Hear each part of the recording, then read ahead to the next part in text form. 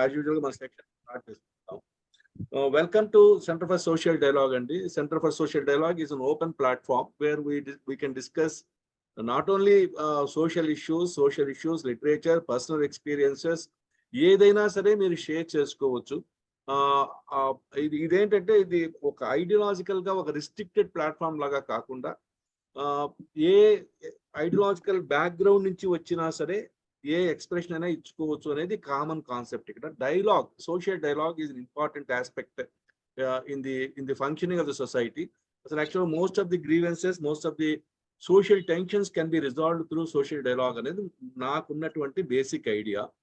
So అది కాకుండా మేము ఎప్పుడు రెగ్యులర్ గా చెప్పేది ఏమిటంటే centre for social dialogue open platform. At the same time మేము ఎవరికి ఏ రిస్ట్రిక్షన్ పెట్టకపోయినా ఒక రిస్ట్రిక్షన్ మాత్రం ఎప్పుడు రిపీటెడ్ గా చూపిస్తూ ఉంటాం. That is the right to freedom of expression as available in the Indian constitution. దాంతో పాటు ఉన్నటువంటి కొన్ని కన్స్ట్రెయింట్స్, ఎందుకంటే అది ఆర్టికల్ 19 లోనే కొన్ని కన్స్ట్రెయింట్స్ చెప్పారు. ఆ కన్స్ట్రెయింట్స్ పరంగా వేరియస్ చట్టాలు కూడా వచ్చాయి భారతదేశంలో. సో ఇవి దృష్టిలో పెట్టుకోమని మాత్రమే చెప్తాం మేము స్పీకర్కి కానీ మాట్లాడే వాళ్ళకి కానీ. సో ఇవాళ 154th session of the centre for social dialogue. మీ అందరికీ మరొకసారి వెల్కమ్ చెప్తున్నాను. ఇవాళ మనకు రవీంద్రనాథ్ సాహిత్యాన్ని గురించి కొంత పరిచయం ఇవ్వడానికి మనం ఇక్కడ డాక్టర్ లక్ష్మీ సుహాసిని గారిని ఇన్వైట్ చేశాము. లక్ష్మీ సుహాసిని గారు 1954లో కాకినాడలో పుట్టారు. 30 ఏళ్ళు డిఆర్డబ్ల్యూ కళాశాల గూడూరు, నెల్లూరు జిల్లాలో తెలుగు అధ్యాపకురాలుగా పనిచేసి రిటైర్ అయ్యారు. తర్వాత ఉద్యోగంలో ఉండగా డాక్టర్ కేవి రమణారెడ్డి గారి సాహిత్యంపై పరిశోధన చేశారు.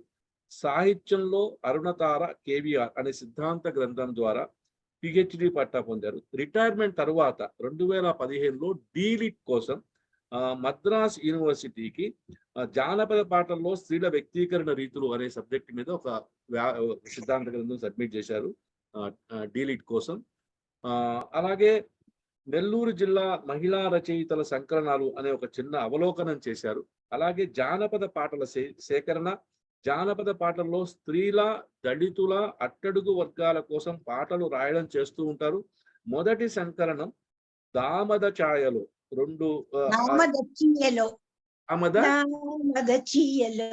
ఓకే అమ్మ నాకు అదైతే పదం ఎంత కష్టపడ్డా అర్థం కాలేదు. దచ్చి అంటే లక్ష్మికి వికృతి అన్నమాట. దామద చీయలో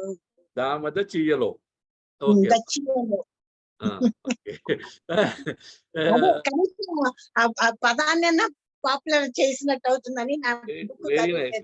వెరీ నైస్. అట్లాగే రెండో కవితా సంకలనం రెక్కలు పొదిగిన చూపు. అలాగే వీరికి ఉన్న ఇంకొక అడిషనల్ ఇదేంటంటే కొలేజ్ చిత్రాలు వేయడం, అంటే ఆకులతో, పూల రేకులతో, తర్వాత ఆ కాగితాలతో చిత్రాల తయారీలో ఒక ప్రపంచ రికార్డు కూడా నమోదు చేసుకున్నారు. తర్వాత ఒక అన్నారు కానీ 54 ప్రపంచ రికార్డ్స్ వచ్చేసారు. 54 ప్రపంచ రికార్డులు. మీరు చాలా ఇన్ఫర్మేషన్ దాచేశారమ్మా, దానికి మళ్ళీ నేను సెపరేట్ చాలే అని నేను కరెక్షన్ చెప్పలేదు. బట్ నా ఆర్ట్ మా కాలేజీలో నా అచీవ్మెంట్స్ కార్నర్ లైబ్రరీలో పెట్టారు. నా ఆర్ట్ గ్యాలరీ, ఆర్ట్ యొక్క రెప్లికాస్ మాకు డిఆర్డబ్ల్యూ కాలేజ్ లో నేను గ్యాలరీస్ లో చేసుకున్నాను. రికార్డ్స్, ఆ సర్టిఫికెట్స్ అన్ని కాలేజ్ లో display. Very nice. Doctor KVR వాంగ్మయ సూచిక ఒకటి తయారు చేశారు. ఇంకా అంతకంటే ఒక అద్భుతం అంటే ఏమిటంటే వారికి మామూలుగా మన అందరి వయసులో పెద్దవాళ్ళకి వచ్చినట్టే వారికి కూడా మోకాలి సమస్య వచ్చింది. మోకాలికి ఆపరేషన్ జరిగింది, సర్జరీ జరిగింది. కానీ ఆ సమస్యను అధిగమించడానికి, పర్మనెంట్ గా అధిగమించడానికి వారు స్పోర్ట్స్ లో, అంటే వెటరన్ స్పోర్ట్స్ లోకి ఎంటర్ అయ్యారు. అలా javelin throw, discus throw, marathon వాకింగ్లలో గట్టి ప్రయత్నం చేస్తున్నారు. గత ఆసియాడ్ లో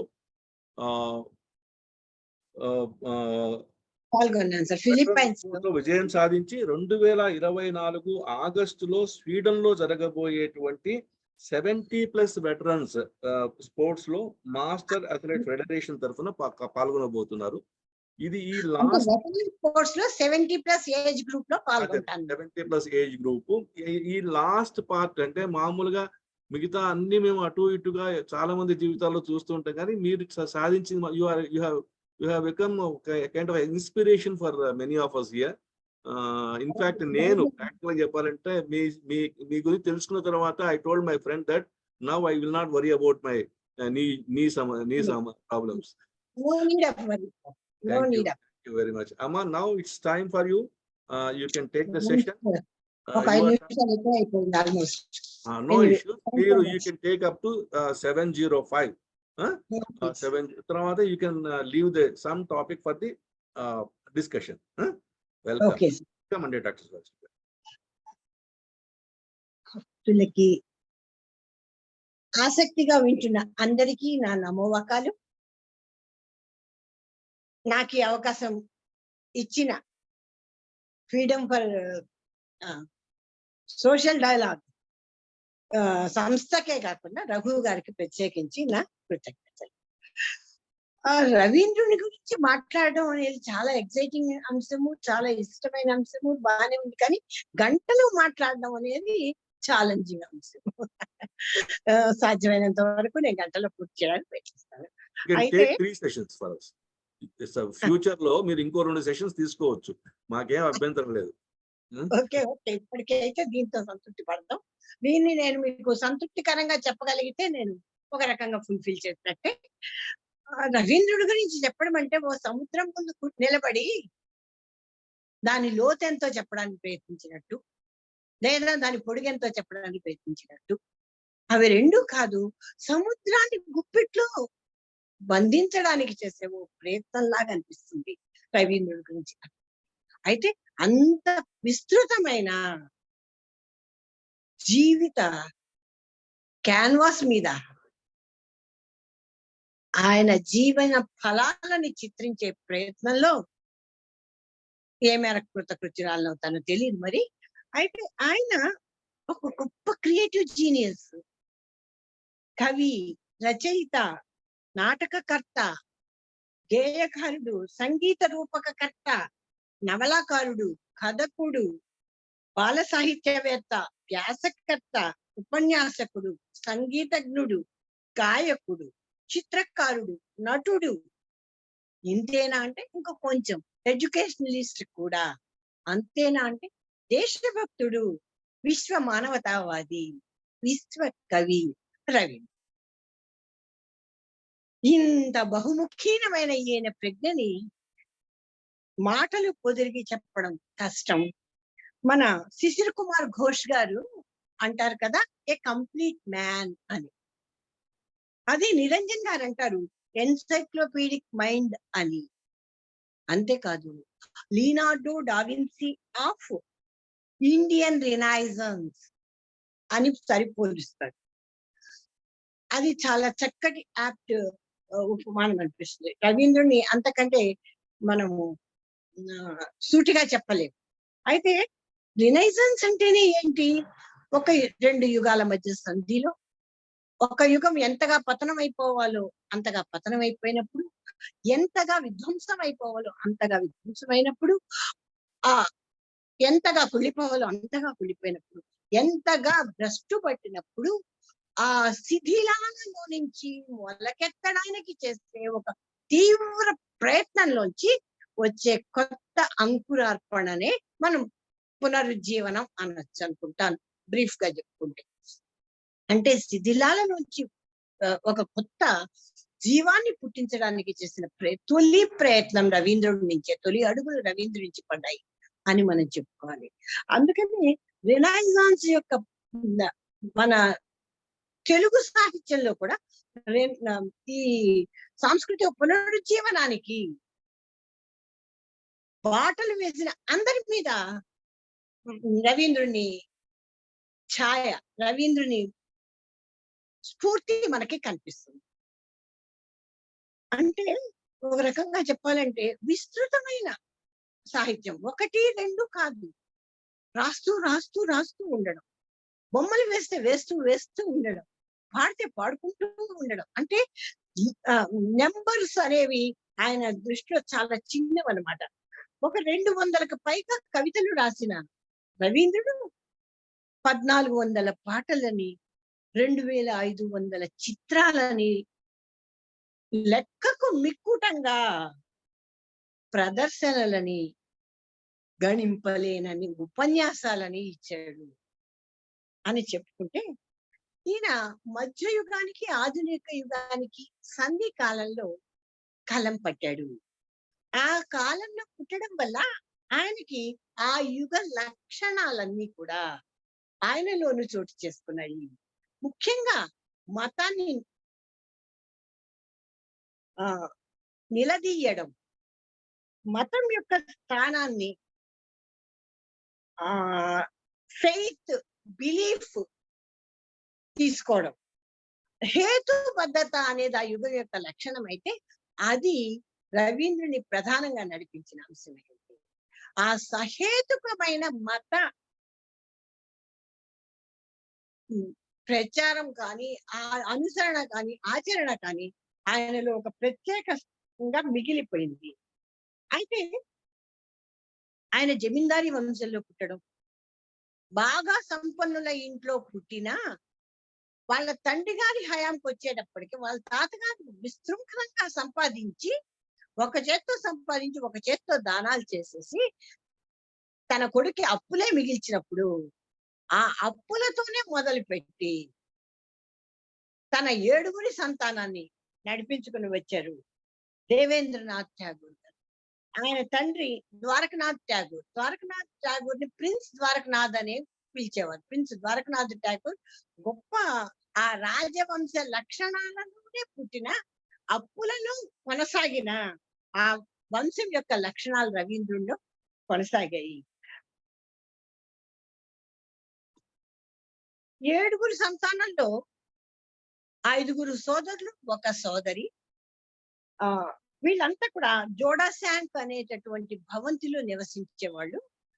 వీళ్ళందరూ సాహిత్యకారులు, సంగీతజ్ఞులు, చిత్రకారులు కావడం వల్ల వాళ్ళ సిబ్లింగ్స్ లో ఉన్న ఆ కళా తృష్ణ రవీంద్రునికి ఆ పెరిగే క్రమంలోనే ఒక గొప్ప ఆలోచన విస్తృతికి బాటలు వేస్తుంది. రవీంద్రుని బాల్యంలోనే తల్లిని కోల్పోవడం, దాదుల చేతుల మీద పెరగాల్సి రావడం, వాళ్ళ అడప తడప మొట్టికాయల కూడా తనకి జ్ఞాపకం ఉన్నాయంటాడు రవీంద్ర. అలాగా, అంటే డబ్బు ఉండడం వేరు, ఆ డబ్బుని పిల్లల దాకా వచ్చినప్పుడు ఆ నిర్వహణకు వచ్చినటువంటి అనేక ఇబ్బందులని చవి చూస్తూ పెరిగిన రవీంద్రుడు తన దాకా వచ్చేసరికి ఆనాటి విద్యా వ్యవస్థ నచ్చలేదు, ఆనాటి సాహిత్యం నచ్చలేదు, ఆనాటి సమాజము నచ్చలేదు రవీంద్రుడు. తానంటూ కొత్త మార్గాలు వేయడానికి ప్రతి క్షణం పరిశోధనలు చేశాడు. ఆ పరిశోధించే క్రమంలో ఆ విదేశయానాలు తరచూ చేస్తూ ఉండడం, వాటి ప్రభావం కూడా చాలా బలంగానే ఆయన మీద పడింది.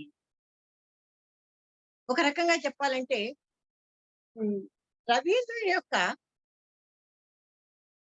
రచన కానీ, సంగీతం కానీ, చిత్రలేఖనం కానీ పూర్తిగా భారతీయమైనదే కాదు, తూర్పు పడమరల్ని కలిపే వంతెన లాగా ఆయన కళారంగాన్ని కూడా, తన జీవితాన్నే కాదు కళారంగాన్ని కూడా అలా తీర్చిదిద్దుకున్నాడు. ఒక రకంగా పాశ్చాత్య పోకడలని తెలుగు సాహిత్యానికి అందించాడు, రెనైజాన్స్ ని తీసుకుని వచ్చాడు. అప్పటికే ప్రకృతి ఆరాధన, పవిత్ర ప్రణయతత్వం లాంటి సిద్ధాంతాలు ఆంగ్లంలో కొనసాగుతున్న రోజుల్లో వాటి అన్నిటినీ అందిపుచ్చుకున్నాడు.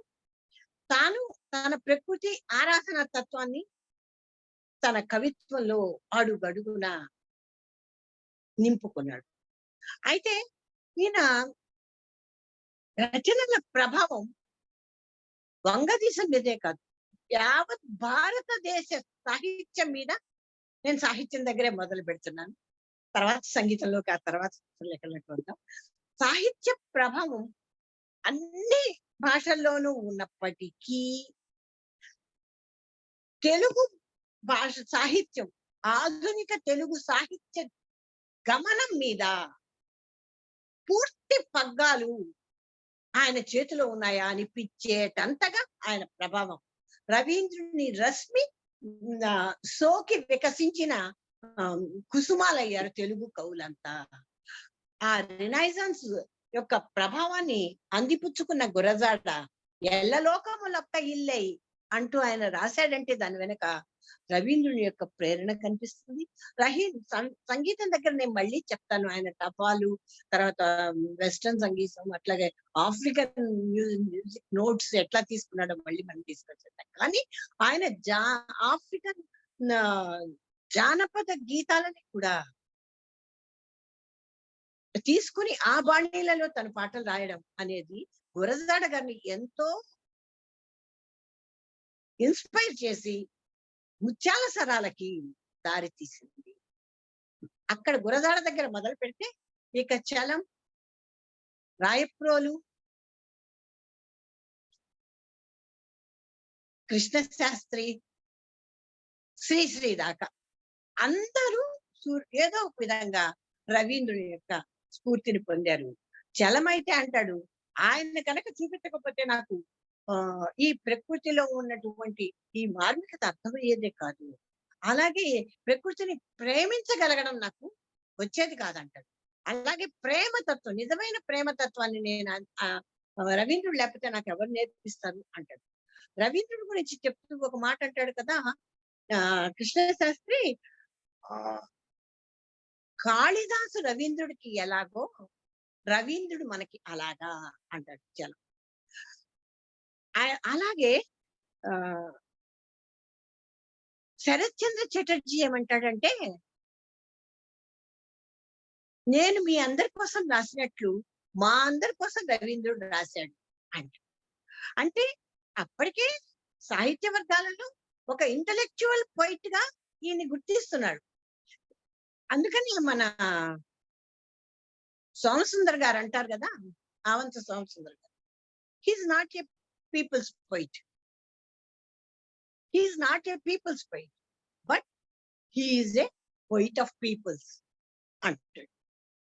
ఆయన పోయిటరీని పీపుల్స్ అంతా చదువుకుంటున్నారు, ఓకే, అందరి దాకా చేరింది, కానీ is not a people's poet. అంటే ఆ శ్రామిక వర్గ అంటే ఆయన డౌన్ టు ది ఎర్త్ నుంచి వచ్చిన రాయడంలో ఒక్క ఆకాశ విహారం చేశాడని అనలేం, కానీ గగన తలం మీద ఆయన మక్కువ ఎక్కువేమో. కాళిదాసు స్మృతి రవీంద్రుడిలో ఎలాంటిదో రవీంద్రుని స్మృతి మనకి అలాంటిది అంటాడు. ఇక్కడ ఏ పాల్గొన సమీరాలు ఆయన్ని ఆవహించి ఆ కవిత్వం రాయించాయో కదా అని ఆ గ్లింప్సెస్ చూసినప్పుడు ఆశ్చర్యపోతాడు చలం. గురజాడ వారిలో హేతుబద్ధతకు, మత సామరస్య వైఖరికి, విశ్వ మానవ ప్రేమకు రవీంద్రుని ప్రభావం కారణమైతే జానపదాల సేకరణకు కూడా అదే మూలమైంది. ఇక రాయప్రోలు సుబ్బారావు గారి ఇక్కడ ఏంటంటే భావ కవిత్వ లక్షణాలు అని మనం ఏమైతే చెప్పుకుంటామో ఆ లక్షణాన్ని ఒక్కొక్క లక్షణానికి ఒక్కొక్క కవిని ఎగ్జాంపుల్ గా ఇస్తే ఆ ఒక్కొక్క కవి ఆ లక్షణాన్ని రవీంద్రుడి నుంచి అందిపుచ్చుకున్నాడు అని చెప్పాలి. ప్రకృతి ఆరాధన, ప్రకృతి తన్మయత్వం కృష్ణ శాస్త్రి తెచ్చుకుంటే పవిత్ర ప్రణయతత్వం, విషాద మాధుర్యాలని రాయప్రోలు చలము అందిపుచ్చుకున్నాడు. అలాగే జాతీయోద్యమ కవిత్వానికి కూడా ఒక రకంగా రవీంద్రుడు ప్రేరణ, ఉత్ప్రేరకము అయ్యాడు. శ్రీశ్రీ గారి కవిత మనందరికి బాగా ఇష్టమున్న కవిత. కూటి కోసం కూలి కోసం బయలుదేరిన బాటసారికి మబ్బు పట్టి గాలి కొట్టి వాన వస్తే వరద వస్తే చిమ్మ చీకటి కమ్ముకొస్తే దారి తప్పిన బాటసారికి ఎంత కష్టం ఎంత కష్టం. ఈ దారి తప్పిన బాటసారి కరెక్ట్ గా 5 వర్డ్స్ మనం మబ్బు పట్టిన బయలుదేరిన బాటసారికి అన్నప్పుడు ఆ వాన తీవ్రతను చెప్పిన దగ్గర దారి తప్పిన బాటసారి అని చెప్పడం, ఈ పదాలు యాజ్ ఇట్ ఈస్ గా శ్రీశ్రీ పూర్తిగా రవీంద్రుని అనువాదం అనిపించే అంత దగ్గరగా అనుసృజన చేశారు. అంటే ఈ కవిత రవీంద్రుని కవిత్వంతో కనిపిస్తుంది మనకి ఇదే వర్డింగ్ తో. అంత ప్రభావితం చూపించిన రవీంద్రుడు అతని విశ్వజనీనత, ప్రేమ, సౌందర్యం, రసదృష్టి, అనుభూతి లాంటి మనోభావాలు ప్రతి మనిషికి సామాన్యమే. ప్రపంచమంతా విశ్వవ్యాప్తంగా భూమి మీద ఏ మనిషికైనా ఉండేటటువంటి సహజ సిద్ధమైన భావాలు ఇవి. ఈ మనోభావాలని, అలాగే ఆ మనిషి చుట్టూ ఉండే ప్రకృతి, ఋతువులు, ఋతు గమనాలు, ఋతువులలో మార్పులు, చావు పుట్టుకలు, కుటుంబంలో కష్ట నష్టాలు, ఇష్ట సుఖాలు, ఇవన్నీ కూడా ప్రతి మనిషికి ఉండేవే కనుక వీటిని కవిత్వీకరించాలి అని నిర్ణయించుకుని రాశాడు కనుకనే విశ్వకవి కాగలిగాడు. ఆనాటికి వంగదేశ చరిత్రలో, సాహిత్య చరిత్రలో మనకి ఈ సామాన్య మానవుని కష్ట ఇష్టాలు ఎక్కడ మనకు కనిపించవు. అటు వంగ చరిత్రలోనూ కనిపించదు, తెలుగు సాహిత్యంలో కూడా అప్పటికి చోటు చేసుకోలేదు. ఇక్కడ మళ్ళీ ఒక్కసారి మనం గుర్తు చేసుకుంటే రవీంద్రుని కాలం 1861 నుంచి 1941 వరకు. స్వాతంత్రం రావడానికి ఒక 4 ఏళ్ళు ముందే చనిపోయాడు. అయితే ఈ ఈ కాలం నాటికి తెలుగు సాహిత్యంలో కూడా ఇంత తీవ్రంగా మానవతావాదం అనేది వెళ్ళి విరియలేదు. అలాగే రవీంద్రుని యొక్క లేఖిని ఒక విశ్వ వీణ అనుకుంటే అతడు విశ్వజనీన సాహిత్య స్రష్ట. విశ్వ మానవ హృదయ తంత్రులను మ్రోగించి నా ఝంకారం అతని స్వంతం. అలాగే తొలి రోజుల్లో ఆయన షేక్స్పియర్ నాటకాలని, మ్యాక్బెత్ ని పద్య కావ్యంగా, బెంగాలీ పద్య కావ్యంగా రచించాడు. ఆ రచన చాలా ఆ అపరిపక్వత అని కాదు, ప్రాథమిక దశ తొలి రోజుల్లో కనుక పెద్ద పరిపక్వత లేకపోయినా కూడా అందులో ఉండేటటువంటి సృజనాత్మకత అనేది ఈశ్వరచంద్ర విద్యాసాగర్ ని కూడా మెప్పించినటువంటి గ్రంథంగా, తొలి గ్రంథంగా చెప్పుకుంటాం. ఆ భావ శబలత అనేది ఆయనకి అప్పటి నుంచి ఉంది, ఒక సున్నితమైన భావన. అలాగే ఆయన సంగీతం దగ్గరకు వచ్చా కూడా మనం చెప్పుకుంటాం. విస్తృతమైన ఒక ఉధృతమైనటువంటి మృదంగం, మరొక ధ్వనిను ఆయన తన పాటలోకి తెచ్చుకున్నప్పుడు అది చాలా సరళంగా, చాలా మెలోడీగా, చాలా హృద్యంగా, సరళంగా సాగిపోయేది. అంటే ఆయన జానపదం నుంచి కాదు, ఎవరి మ్యూజిక్ నుంచైనా తెచ్చుకోవచ్చు. ఆ నోట్స్ ని ఫాలో అవుతూనే దాన్ని మెలోడీగా మార్చుకునేటటువంటి ఒక విద్య రవీంద్రుని సొంతమైంది. ఆయన చిన్నప్పటి నుంచి కూడా ఇంట్లో పాటలు వింటూ ఉండడం, ఆ వాతావరణంలో పెరగడం కూడా ఒక కారణమే కావచ్చు. అలాగే ఇతని నవలలో మనకి మర్చిపోలేని పాత్రలు కనిపిస్తాయి. ఆ పాత్రలు ఏవి కూడా కల్పించినవి కాకపోవడం, అవి అన్ని ఆయన చుట్టూ, ఆయన దివాన్లో, ఆయన సమాజంలో ఆయన చూస్తున్నవి, ఆయన చూసిన స్వతంత్ర పోరాటంలో ఆయనకు తెలిసిన వాళ్ళవి, ఆయన చుట్టుపక్కల ఉన్న వాళ్ళవి, తన విద్యార్థులవి, అలాగ తనకు బాగా సన్నిహితంగా ఉన్న వ్యక్తుల రూపాలను యథార్థంగా చిత్రించాడు కనుకనే అంత సజీవమైన పాత్ర చిత్రణలు ఆయనలో మనకి కనిపిస్తాయి. ఇక్కడ ఇందాక నేను ఈయన ప్రభావాన్ని చెప్పిన కవులలో మొట్టమొదటి చెప్పాల్సిన వాడిని మిస్ చేశాను. అది ఎవరంటే మన విశ్వనాథ గారు. విశ్వనాథ సత్యనారాయణ గారి ఏకవీర మీద నౌకా డుబే నవల చదివాక ఆయన ఏకవీర రాశారు. రవీంద్రుని ప్రభావం ఉంది అనేది మనం అక్కడ అది కూడా చెప్పుకోవాలి. అలాగే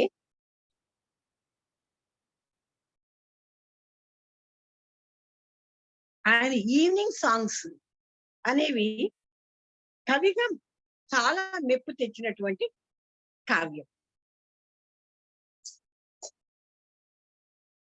ఆయన మతం గురించి చెప్పుకున్నప్పుడు ఒక ఆయన ఒక హ్యూమనైజేషన్ ని కోరుకున్నాడు అని చెప్పుకున్నాం కదా. రవీంద్రుడు ఏ మతాన్ని నమ్మలేదు. నమ్మకపోవడానికి ఆయన పుట్టిన యుగం కొంచెం కారణమైతే, ఆ యుగంలో నుంచి కూడా సహేతుకంగా తన మతాన్ని తానే అభివృద్ధి చేసుకుంటూ వచ్చాడు. ఆయన ఏమంటాడంటే, అసలు మతం అంటే ఏంటి? డివినిటైజేషన్ ఆఫ్ మ్యాన్, డివైనైజేషన్ అని చెప్పుకోండి. Divinization of man and humanization of God is religion. మనిషిలో దైవత్వాన్ని పెంచండి, దేవునిలో మానవత్వాన్ని వెతకడం అని చెప్పాడు. ఈ వెతుకులాట గీతాంజలి నుంచి చివరి దాకా కొనసాగుతూనే ఉంది. మనుషులు మానవత్వం రూపంలో దేవుడు ఉంటాడు, అదే మతానికి పునాది అని భావించాడు. దేవుని మానవాతీతంగా ఏదో విగ్రహాల్లోనూ గుడి గోపురాల్లోనూ ఆయన చూడలేదు. అభౌతికంగా, అతి భౌతికంగా కాక మూర్తిగా మానవ మూర్తిగా, మానవుడిగా తన దైవం మానుష రూపేణ అన్నట్టుగా సాటి మనిషిలాగా ఊహించుకోగలిగాడు. మనిషిలోని దివ్యత్వాన్ని మేల్కొల్పడానికే మతం ఉండేది అని చెప్పాడు. మతాల మధ్య వ్యత్యాసాలని ఆయన ఎప్పుడూ పాటించలేదు, గుర్తించలేదు. ఇస్లాం మతమా, క్రిస్టియానిటీయా లేదా హిందూ మతమా, ఏదైనా కానీ అది సామాజిక సామరస్యానికి అడ్డుగోడలే. మతం అనేది సామాజిక సామరస్యానికి అడ్డుగోడగానే నిలుస్తుంది కనుక అలా మతాల వెంట పరుగులు పెట్టకూడదని చెప్తాడు. సమైక్యత, సమానత్వం అన్న అంశాలని సందర్భం వచ్చిన ప్రతిసారి నొక్కి చెప్పాడు.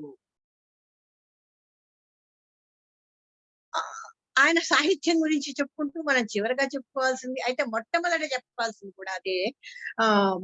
తొలి నోబెల్ ప్రైజ్ విన్నర్ గా చెప్పుకున్నప్పుడు నోబెల్ బహుమతిని గెలిచిన గీతాంజలి ఆయన రచనలో ఉత్కృష్టమైనదైతే, అది ఆయన యొక్క వెతుకులాట. నిజానికి దేవుడు అనేవాడు మనిషి అంటున్నాం కదా, దైవత్వంలో మానవత్వం కోసం వెతుకులాడాడు చూడండి. ఆ వెతుకులాడే క్రమంలో ఆయన ప్రకృతిని ఆలంబనగా తీసుకుని వెతికాడు. ఆ ప్రకృతిలో ఉండే ప్రతి సందర్భాన్ని, ఋతు గమనాన్ని, ఋతు మార్పులని, ఆ తమస్సుని, సూర్య చంద్రుల్ని, నక్షత్రాలని, మొత్తం ఖగోళాన్ని ఆయన ప్రేమించాడు, అన్వేషించాడు, విశ్లేషించాడు, వివరించాడు, పొగిడాడు, సృజించాడు, గీతాంజలిగా రూపం కల్పించాడు. ఇంతవరకు బాగుంది. అయితే ఆయన సాహిత్యం మీద విమర్శలు రాలేదంటే పెద్ద ఎత్తున వచ్చింది కూడా అక్కడే. గీతాంజలి ఎప్పుడైతే అద్భుతంగా ప్రపంచ వ్యాప్తంగా విస్తృతంగా అది ఆకర్షణ గురైందో, విశ్వకవిగా ఆయన గుర్తింపు పొందాడో, ఆయన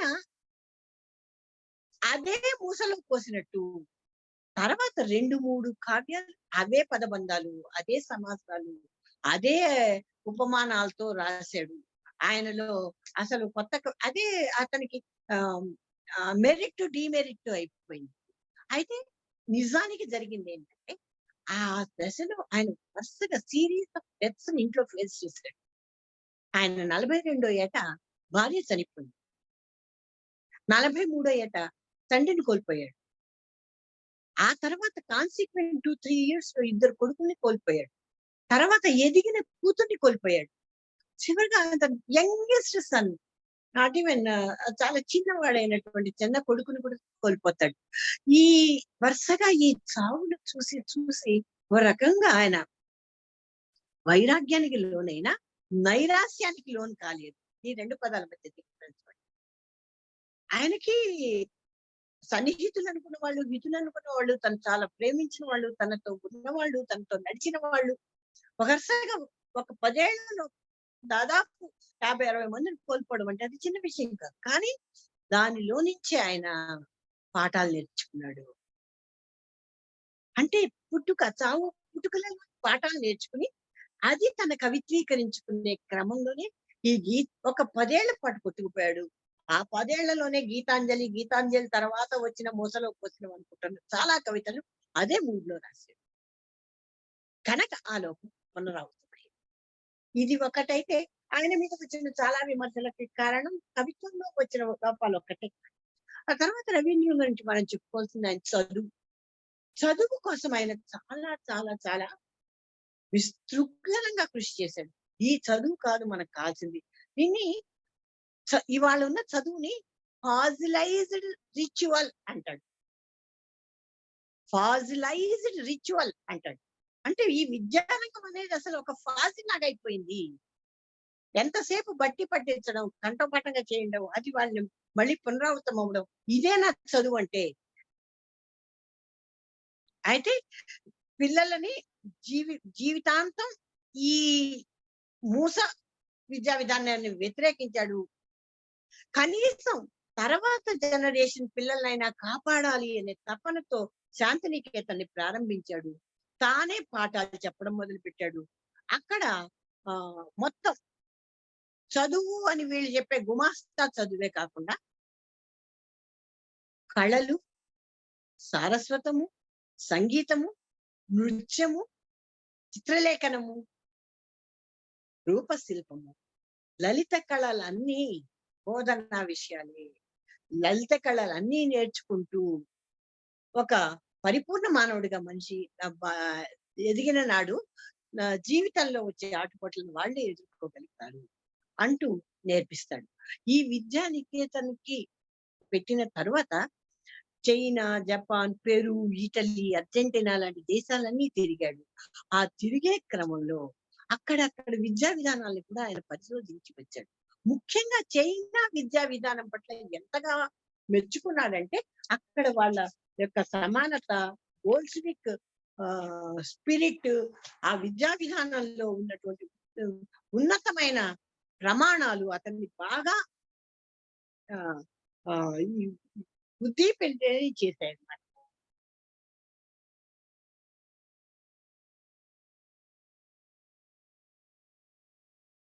ఈయన తన తన దివాన్లోను తన చుట్టూ ఉండేటటువంటి పాత్రలనే రాశాడని చెప్పుకున్నాం కదా. అలా ఆ వ్యక్తులందరినీ చూసే క్రమంలో ప్రధానంగా అప్పటి నుంచి కూడా రైతుల జీవితాలలో మార్పు లేని ఈ స్థితి విశ్వవ్యాప్తంగా గమనించాడు. ఈ పీజెంట్ లైఫ్ ని గురించి వరల్డ్ వైడ్ రైతాంగ జీవితం ఆయన్ని బాగా కదిలించింది.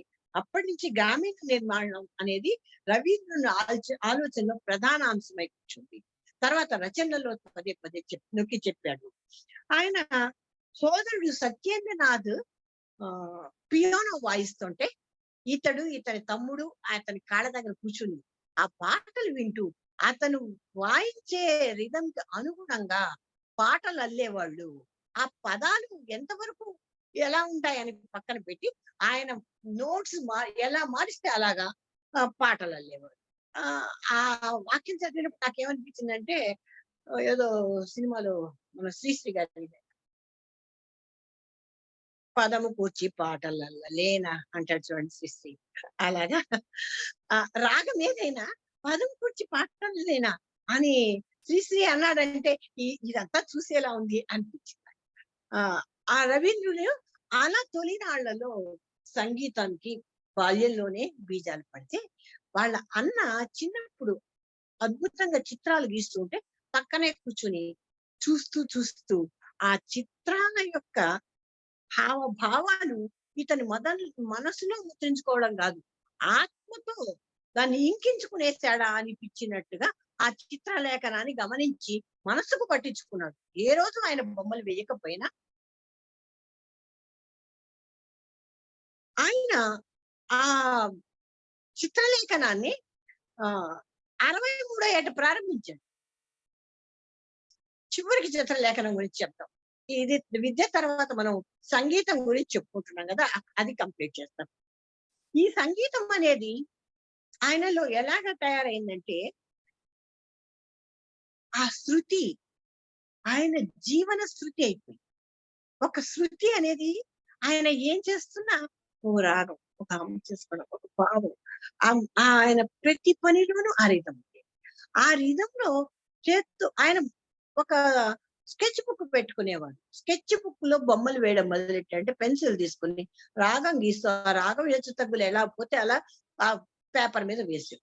అంటే ఆ బొమ్మ కేవలం రాగానికి అనుగుణంగా సాగేది. ఆ పాట పాడడం అయ్యేసరికి అక్కడ ఏదో ఒక బొమ్మ అయ్యేది. ఆయన స్కెచ్ బుక్ నిండా రకరకాల బొమ్మలు కనిపిస్తాయి. అయితే మనుషుల బొమ్మల కంటే అక్కడ జంతువులవి, పక్షులవి, క్రూర మృగాలవి, దైవ మృగాలవి కనిపిస్తాయి. దైవ పక్షులు కనిపిస్తాయి. అంటే అవి అప్పటి వరకు మన భూమి మీద పుట్టి పరిణామం చెందిన జంతువులే కాకుండా ఈయన ఊహాజనితంగా చాలా జంతువులు వేసేవాడు. అంటే 2 ముక్కులు లేదా 4 రెక్కలు అన్నట్టుగా ఉన్నట్టుగా వేయలేదు. జంతు రూపాన్ని వేయడానికి ప్రయత్నించలేదు.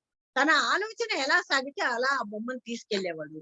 అందుకని ఆయన బొమ్మలు మోడర్న్ ఆర్ట్ కి మూలాలేమో అనిపించేలాగా ఆయన ఆర్ట్ లో ఒక సరియలిస్టిక్ పోకడలు మనకి కనిపిస్తాయి. అది వాస్తవిక ధోరణులు కనిపిస్తాయి. ఒక మిస్టిసిజం కనిపిస్తుంది. ఒక అస్పష్టత కనిపిస్తుంది. అలాగే అని అన్ని అలాగే ఉన్నాయని కాదు. వాటి మధ్యతే అద్భుతమైన చిత్రాలు ఉంటాయి. ఆయన ఎవరి దగ్గర చిత్రలేఖనాన్ని నేర్చుకోలేదు. తనకిగా తన మదిలో మెదిలే రాగాలకు అనుగుణంగా రంగులు వేసుకుంటూ పోయాడు. ఆ తర్వాత ముందు ఆయన బ్లాక్ అండ్ వైట్ చిత్రాలే ఆయన ఎక్కువ ఇష్టపడ్డాడు. పెన్సిల్స్ కూడా ఎక్కువ వేశాడు. చిట్ట చివరికి కూడా అద్భుతమైన పెన్సిల్ స్కెచ్ వేస్తాడు. అయితే ఈయన గ్లింప్సెస్ ఆఫ్ బెంగాల్ చెప్పుకున్నాడు కదా. ఈయన రాజకీయాల గురించి చెప్పుకుంటే చిత్రలేఖనంలో ఈయన విశ్వవ్యాప్తంగా చాలా ప్రదర్శనలు నిర్వహించాడు.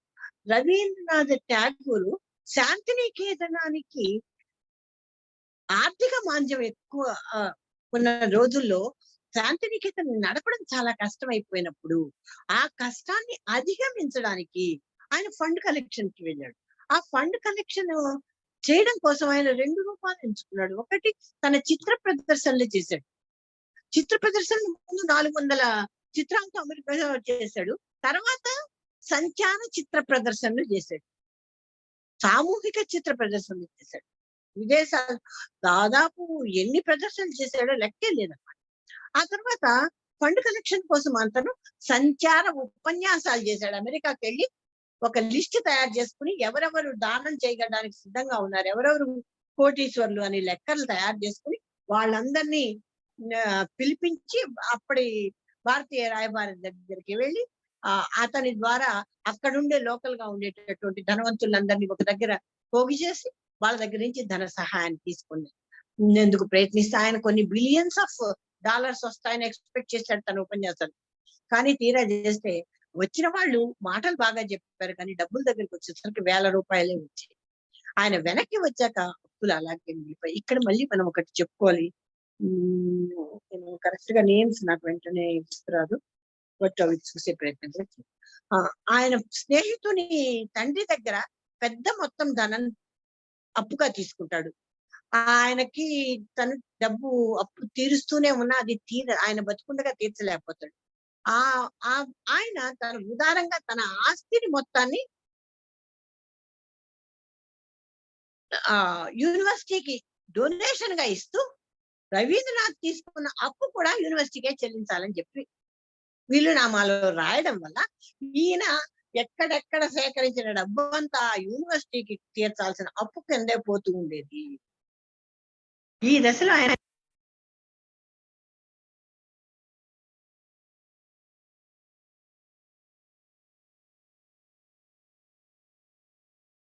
మేడం మీ స్పీచ్ ఆగిపోయింది, కైండ్లీ చెక్.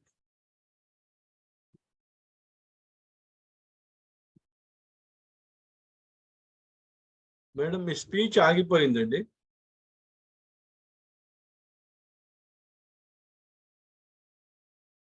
డిస్కనెక్ట్ అయిపోయారా? మీట్ లో ఉన్నారా? సుహాసిని గారు ఉన్నారు. సుహాసిని గారు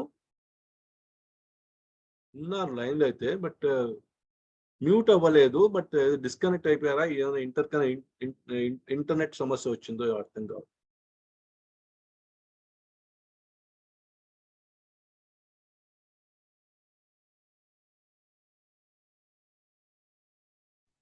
ఫోన్ చేయండి సార్.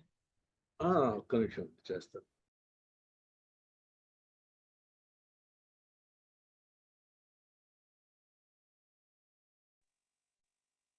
సార్ వినిపిస్తోంది?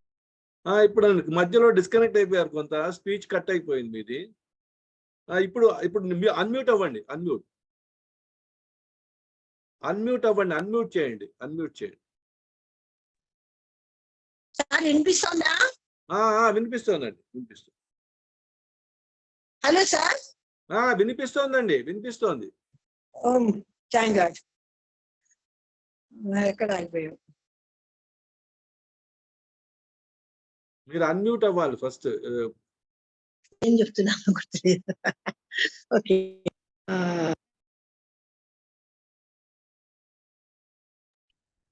అప్పులు తీర్చడం దగ్గర ఆగారండి. సుధిమతి గారికి కరెక్ట్ గా గుర్తున్నది, అది అప్పులు తీర్చడానికి ఆగారు చెప్పేసి.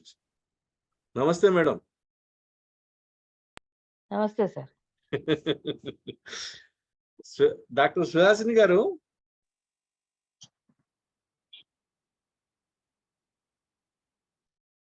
Hello sir. మాట్లాడండి మేడం, మాట్లాడండి. మీరు ఒకవేళ వీడియో ప్రాబ్లం అవుతుంది సార్ ఏదో. అదేనండి, వీడియో తీసేసి ఓన్లీ ఆడియోతో మాట్లాడండి ఫస్ట్ కాసేపు, తర్వాత ఒకసారి బయటికి లీవ్ చేసి మళ్ళీ రానా? Please come. ఇప్పుడు వినిపిస్తోందా? వినిపిస్తోందండి, మాట్లాడండి, వినిపిస్తోంది. వినిపిస్తోందా సార్? వినిపిస్తోందండి, మాట్లాడండి.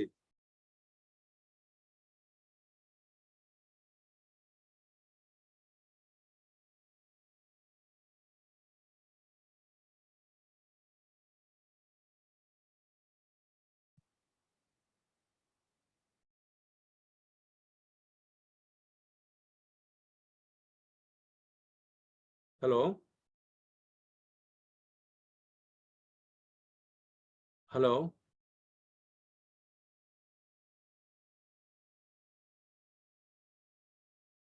ఈ లోపుగా తిరుమల శెట్టి నాగేశ్వరరావు గారు ఒక మెసేజ్ పంపారు. అందులో టెక్స్ట్ ఏమిటంటే, thank you for presenting such an excellent topic. I had introduced Tagore to a Japanese colleague of mine 10 years ago. Day before yesterday, she was going through her deceased husband's. He was a professor in the language department at the Florida State University material, and found Fireflies by Tagore given to him many years ago, and sent me the pictures of the front pages. The versatility of Tagore, as well as the depth and beauty in everything he had written, is most amazing. Every day I think about Tagore. Telugu Ravindrudu Sri Suryadevara Sanjeeva Dev and Sri Devarapalli Krishna Shastri. So ఈ మధ్యలో ఎవరన్నా ఇంకా మనము will have a small ఇంకా కొంచెం continue అవుతుంది. Devarapalli Krishna Shastri.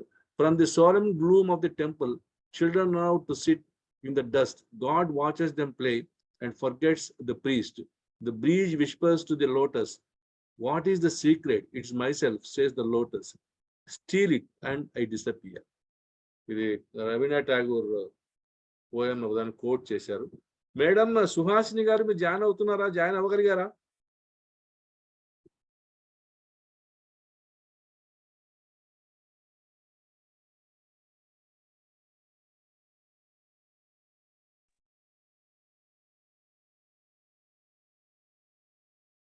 చాలా సంవత్సరాల క్రితం అండి సార్ అనసూయాదేవి గారు శ్యామపర్ణి అని మిస్లేనియస్ ఐటమ్స్ ఫ్రమ్ ఠాగూర్ గారిది తెలుగులోకి అనువదించారు.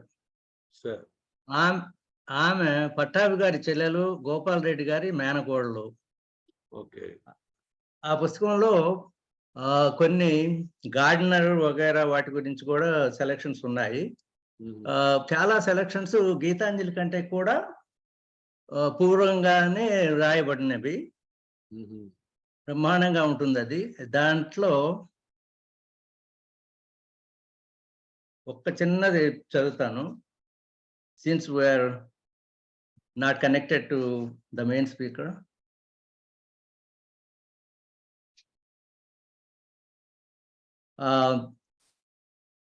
రాణి అంటుంది, నీవు నిత్యము చేసే పనులు ఏమిటి? సేవకుడు, నీ సేవ. నిదురలేస్తూనే నీ పాదాలు మోపే నేల మీద ఒత్తకుండా మెత్తని పచ్చిగడ్డి తివాసి పరుస్తా. నీ అడుగుల కింద అణగారిపోవాలని ఆవేదన పడే అడవి పువ్వులతో అంచులు తీరుస్తా ఆ తివాసీకి. వటవృక్షపు ఊడలపై నిన్ను కూర్చోబెట్టి ఉయ్యాల లూపుతా. చంద్రకిరణాలు దారాలుగా హారాలల్లి నీ మెడలో వేస్తా, నిన్ను అలంకరిస్తా. డాక్టర్ సుహాస్ గారు జాయిన్ అయ్యారు సార్. వెరీ గుడ్, వచ్చింది. Thank you. Please come back. Okay, thank you. ఆయన చదివేనేంటి సార్? మేడం కంటిన్యూ చేయమంటారా? మీరు కంటిన్యూ చేయండి. వారు ఒక ట్రాన్స్లేషన్ చదువుతున్నారు, రీసెంట్ గా ఒక రైటర్ చేసిన ట్రాన్స్లేషన్ ని. మీరు మనం కంటిన్యూ చేయండి. సంగీతం మీరు కంటిన్యూ చేయండి. I was filling the gap only. Thank you.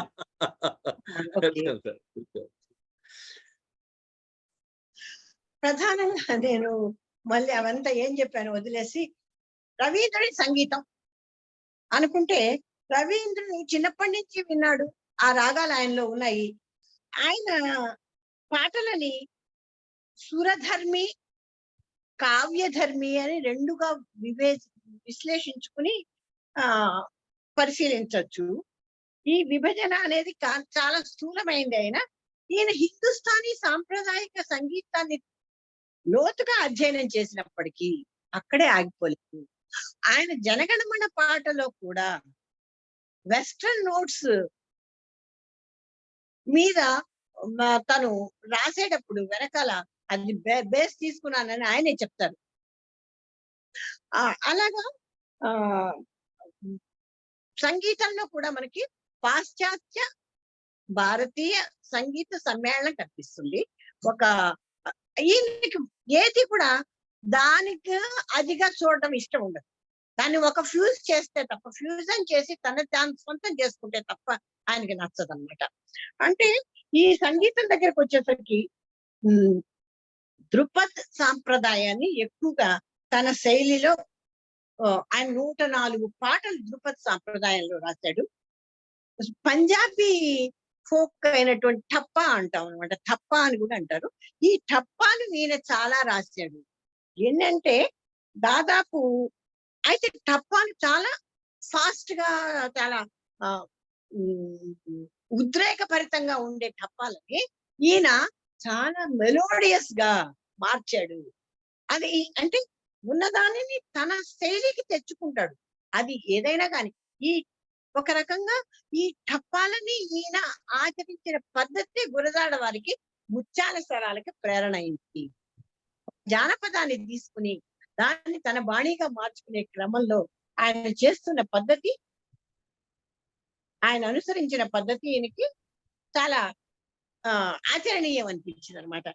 అలాగే టపాను మెలోడియస్ గా ఉండడం, స్వీట్ గా, అసలు రవీంద్రుని గొంతే చాలా మధురంగా తీగలాగా సాగిపోయే సన్నని గొంతు కనుక ఆయనకి ఏ జానపదం తీసుకున్నా దాన్ని తనకి అనుగుణంగా మార్చుకోవడం అలవాటు. ఆఫ్రికన్ ఫోక్ సాంగ్స్ కూడా ఆయన తీసుకుని కొన్ని పాటలు రాశాడు. ఈ పాటల దగ్గరకు వస్తే దాదాపు 2000 పైగా పాటల్ని ఈయన రాసినట్టుగా తెలుస్తుంది మనకి. అలాగే చిత్రలేఖనం గురించి మనం దాదాపుగా చెప్పుకునేసాము. ఈ చివరిగా మనం చెప్పుకోవాల్సింది ఏంటంటే ఆయన రాజకీయం. ఎక్కువ వివాదాలకు గురైనది ఆయన రాజకీయం. ఏంటంటే ఆయన మొదటి నుంచి దేశభక్తి పోరాటాల్లో ఉన్నాడు, స్వాతంత్ర పోరాటంలో ఉన్నాడు. విదేశ వస్తు బహిష్కరణ అన్న దాన్ని ఎంతగా బలపరిచాడంటే భారతీయ అంటే లోకల్ గా మ్యానుఫ్యాక్చర్ చేసిన బూట్లు, చెప్పులని మార్కెటింగ్ చేశాడు. రవీంద్రుడు లోకల్ స్లిప్పర్స్ మ్యానుఫ్యాక్చరింగ్ దగ్గర నుంచి తెప్పించి వాటిని మార్కెట్ చేశాడు అన్నది మనకి విదేశ వస్తు బహిష్కరణ ఉద్యమంలో ఇంత బలంగా ఈయన సపోర్ట్ చేశాడు అనేది మనం అప్పుడు అవి చూసినప్పుడు తెలుస్తుంది అనమాట. అయితే విదేశ వస్తు బహిష్కరణ దాకా ఒకలాగా ఉన్న వంగ విభజన దగ్గరికి వచ్చేసరికి అసలు ఏంటంటే మొదటి నుంచి కూడా బ్రిటిష్ వాళ్ళు అవలంబించిన డివైడ్ అండ్ రూల్ పాలసీలో ముస్లింలకి ఢాకాను, వంగ భారతీయులకేమో హిందువులకి కలకత్తాని రాజధానిగా చేయడానికి సిద్ధపడి రెండుగా చీల్చాలనుకున్నప్పుడు పెద్ద పోరాటం జరిగింది. కొన్ని వేల మంది ప్రాణత్యాగాలు చేశారు. ఈ పోరాటంలో రవీంద్రుడు చాలా వీరోచితంగా పాత్ర వహించాడు. అయితే దీని ఫలితంగా విభజన ఆగిపోయింది, కానీ విభేదాలు సమస్య పోలేదు. విభేదాలు కానీ అంతర్గత ఘర్షణలకి దారి తీసాయి. ఆ దశలో రవీంద్రుడు హైందవ మత పునరుద్ధరణ అనే స్టెప్ వేయడం చాలా రాజకీయ విమర్శలకి ఎదురైంది. ఆ హైందవ మత వాదంలో కొట్టుకుపోయే క్రమంలో అతను చాలా విమర్శలు తిన్నాడు. అయితే జలియన్ వాలా సంఘటనకు ముందు ఆయన 80 ఏళ్ల జన్మదినం ఒకటి జరిగింది. ఆ తర్వాత ఆయనని బ్రిటిష్ గవర్నమెంట్ చాలా బాగా సత్కరించి పెద్ద సన్మాన సభ జరిపింది. ఆ ఫలితం కొనసాగింపుగా అతడు శాంతినికేతనకు వచ్చేటప్పటికి అక్కడ జరిగిన జలియన్ వాలా బాగ్ సంఘటన తెలుస్తుంది. తెలిసినప్పుడు రవీంద్రుడు ఎంత వైల్డ్ గా రియాక్ట్ అవుతాడంటే, తను బ్రిటిష్ వాళ్ళు ఇచ్చిన సన్మానాన్ని ధృవీకరిస్తూ వాళ్ళు ఇచ్చినటువంటి బిరుదుల్ని వాటిని త్యజిస్తాడు. మొత్తం వాళ్ళ సన్మానాన్ని తిప్పి కొడతాడు. అంతే కాకుండా నెహ్రూకి జిన్నాకి నిరసన లేఖలు రాస్తాడు ఒక పక్క. గాంధీతో కూడా చాలా తీవ్రంగా విభేదిస్తాడు. అయితే గాంధీతో విభేదించినప్పుడు ఆయనకు ఉండేటటువంటి రాజకీయ విభేదాలను ఒక పక్క, స్నేహాన్ని ఒక పక్క చూడగలుగుతాడు. ఎన్ని విభేదాలు ఉన్న చివరి రోజుల్లో తన ఆర్థికమైనటువంటి సంక్షోభాన్ని గురించి పిలిచి గాంధీకి చెప్పి తన విశ్వభారతి విద్యా సంస్థని నేషనల్ విద్యా ఇన్స్టిట్యూట్ గా మార్చమని రవీంద్రుడు అభ్యర్థన మీదకి గాంధీకి అప్పచెప్పినప్పుడు అతను సేకరించినటువంటి విస్తృతంగా సేకరించిన మనీ మొత్తం అంతా ఇచ్చి రవీంద్రుని ఆ విశ్వభారతి విశ్వవిద్యాలయంగా మార్చి దానికి ఉన్న అప్పులన్నీ గాంధీ తీర్చుతూ ఒక ప్రమాణం చేయించుకుంటాడు. ఇక ముందు యాచన చెయ్యను అని ప్రమాణం చేయించుకుంటాడు. అయితే అంతవరకు బాగానే ఉంది. అప్పాటి దాకా ఉన్న అప్పులు తీర్చేసావు, బాగానే ఉంది. ఇవాళ కింద ఎలా పెట్టాలి పిల్లలు, ఇవాళ ఎలా గడవాలి, నిన్నటి దాకా ఉన్న అప్పులు నువ్వు తీర్చేసావు, బాగుంది. రేపటి నుంచి ఏం చేయను. ఆయన ఈ పెద్ద మొత్తంలో డబ్బులు ఇవ్వడం, అప్పులు తీర్పడం అందరికీ, వాళ్ళ కుటుంబ సభ్యులకి, కొడుకుకి, ఆయనకి చాలా పెద్ద రిలీఫ్. కొడుకే రాసినటువంటి లేఖల్లో ఆశాల్లో మనకి తెలుస్తుంది ఆ విషయం. ఎంత రిలీఫ్ ఇచ్చినా ఈయనకి మళ్ళీ మనీ అవసరమైనప్పుడు ఇంకొకళ్ళని ఫండ్ అడగడానికి ఈయనకి ఒక సంకోచం వస్తుంది. ఆ సంకోచంతో ఆయన ఏం చేస్తాడంటే సంచార నాటకాలు ప్రదర్శించడానికి దేశభక్తి ప్రబోధంగా సిరీస్ ఆఫ్ నాటకాలు రాసి తాను నటిస్తూ విద్యార్థులను తీసుకుని వెళ్ళి డే టు డే అవసరాలకు సరిపడా మనీని తన విద్యా నాటక ప్రదర్శన ద్వారా సేకరించుకుంటాడు. ఇలాగా ఆయన జీవితంలో ఒక్కొక్క దశలో ఒక్కొక్క మలుపులో ఆయన చర్యలు చూస్తే మనకే ఆశ్చర్యం. ఆయన నటించాడు. ఆయన ఆ వయసులో 79 ఏళ్ల వయసులో విద్యార్థులతో పాటు సంచారం చేస్తూ మనీ కలెక్ట్ చేసి ఆ విద్యానికేతన్ని నిలబెట్టడానికి ఆయన చేసిన ప్రయత్నం చూసినప్పుడు ఆయన సంకల్ప బలాన్ని మెచ్చుకుంటాడు. ఆయన ఇక కొన్ని రోజుల్లో చనిపోతాడు అన్నప్పటికీ తానుగా రాయలేకపోయినా డిక్టేట్ చేసి కవితలు రాయించేవాడు. ఆయన చనిపోయిన రోజు కొంతసేపట్లో ఆయనకు ఆపరేషన్ చేయాలి రేపు తెల్లారితే అన్నప్పుడు ఆయన గదిలోకి వెళ్ళి గదిలో ఉన్న ఒక దీర్ఘచతురస్రాకారపు చెక్కను ఒకదాన్ని తీసుకుని దాని మీద దట్టమైన నల్లటి చీకట్లు కమ్మిన అడవిని, ఆ అడవిలోకి చొచ్చుకుని వచ్చే వెలుగుని చిత్రించాడు. ఇక్కడ ఆయన చిత్రలేఖన గురించి ఒక చిన్న పాయింట్ చెప్పొచ్చు. ఆయన పెన్సిల్ ఎంత ఎక్కువ వాడేవాడో అంతకంటే ఎక్కువ ఇరేజర్ వాడేవాడు. అంటే బ్లాక్ తో ఆయన వేసిన చీకటిని ఎరేజర్ తో కాంతిగా మార్చేవాడు. ఆ కాంతిని చిత్రించి ఆ చనిపోయిన రోజు ఆయన చివరిగా కూడా ఒక చిత్రాన్ని చిత్రించాడు. తర్వాత బయటకు వచ్చి ఒక 5 గంటల ముందు, చనిపోవడానికి 5 గంటల ముందు, 4 గంటల ముందు ఒక కవితను డిక్టేట్ చేశాడు. ఒక కవిత, సుదీర్ఘ కవిత చెప్పి ఆ తర్వాత ఆపరేషన్ కి వెళ్ళాడు. ఆ సర్జరీ ఫెయిల్ అయింది. అపస్మారకంలోకి వెళ్ళిపోయాడు. కొమాలోకి వెళ్ళిపోయి అపస్మారకం నుంచి జీవన్ విముక్తుడై. అయితే ఆ రవీంద్రనాథుడు చివరి నిమిషం దాకా ఆ జీవన శృతి అని నేను ఏదైతే ప్రారంభించానో ఆ శృతి తప్పలేదు. ఆయన కవిత్వం చెప్పిన, చిత్రం గీసిన ఆ సృజనని ఆ ఆ రిధంలోనే ఐక్యమైపోయారు. చివరి దాకా శృతి చేసిన వీణలాగా ఆయన అలా మోగుతూ దాదాపు 100 అనొచ్చు, 100 దాటిపోయింది. 160-170 కాలాన్ని తన శృతితో జయించేశాడు. ఇక్కడ రవీంద్రనాథుడు అటు ఇద్దరికి చెడ్డవాడు, ఇద్దరి దగ్గర విమర్శలు పొందాడు. లెఫ్టిస్టులు అయితే చాలా వ్యతిరేకించారు, అటు హిందూ మతవాదులు వ్యతిరేకించారు. అలాగే నెహ్రూకి, జిన్నాకి శత్రువు అయ్యాడు, గాంధీ తోటి విభేదించాడు. అంటే ఆయన ఎప్పుడైతే లాయలిస్ట్ గా మారాడు, లాయలిస్ట్ అనేది కరెక్ట్. అక్కడ బ్రిటిష్ వాళ్ళు ఎంతో కొంత మార్పులు తీసుకొచ్చారు, అది అవసరమే. ఇవాళ అసలు విద్యాగంధం లేని దశలో గ్రామాలు మగ్గిపోతున్నప్పుడు వాళ్ళకి ఏదో ఒక రకమైన విద్యా వెలుగు ప్రసాదించడం అవసరమే అనుకున్నాడు. అలా అంటే బ్రిటిష్ వాళ్ళు చేసిన మంచిని గుర్తించడం కూడా అవసరమే అని చెప్పిన వాళ్ళలో ప్రథముడు కావడం వల్ల కూడా చాలా మంది, ముఖ్యంగా లెఫ్టిస్టులు ఆయన మాక్సిమం దుయ్యబట్టడానికి అది ప్రధాన కారణమైంది. అయితే ఆయన ఈ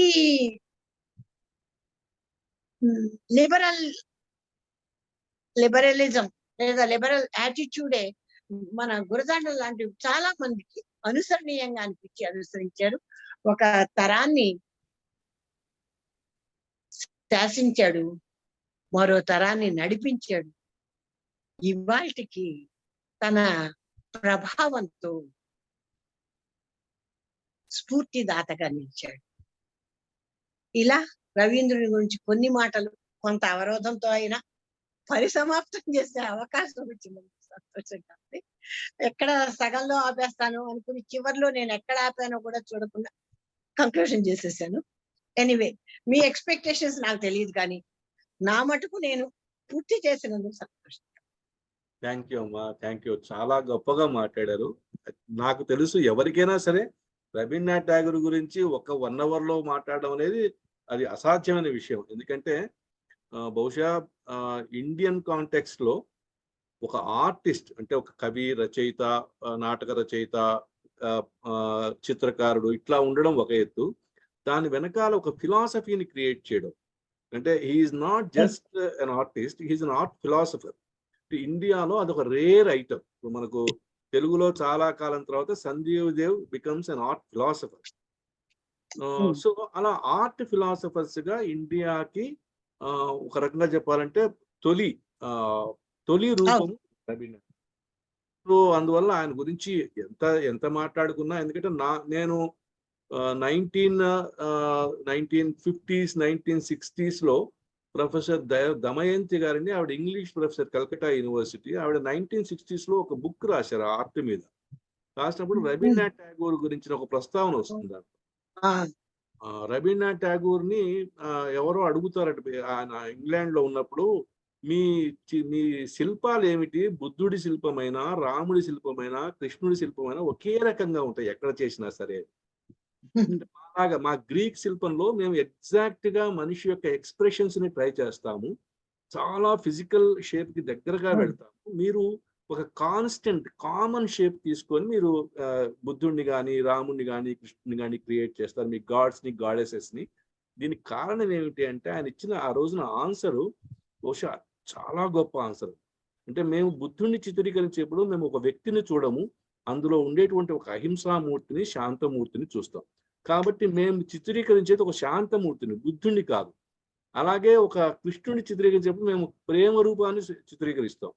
రాముణ్ణి చిత్రీకరించేప్పుడు మేము ఒక సర్వగుణ వల్లభుడిని ఒకటి తయారు చేస్తాం. సో ఇందువల్ల మేము చేసేటువంటి దాంట్లో మీరు అనుకున్నట్టుగా గాంధార శిల్పంలో ఉండేటువంటి లేదా గ్రీక్ శిల్పంలో ఉండేటువంటి ఎలిమెంట్స్ మా దగ్గర ఉండవు అని చెప్తాడు. అది నిజం చెప్పాలంటే బహుశా ఏ భారతీయుడు కూడా అలాంటి ఎక్స్ప్లెనేషన్ చేసి ఇవ్వగలిగేటువంటి అవకాశం లేదు. అంత గొప్ప ఆర్ట్ ఫిలాసఫర్ అతను. Thank you very much doctor Suhasini గారు.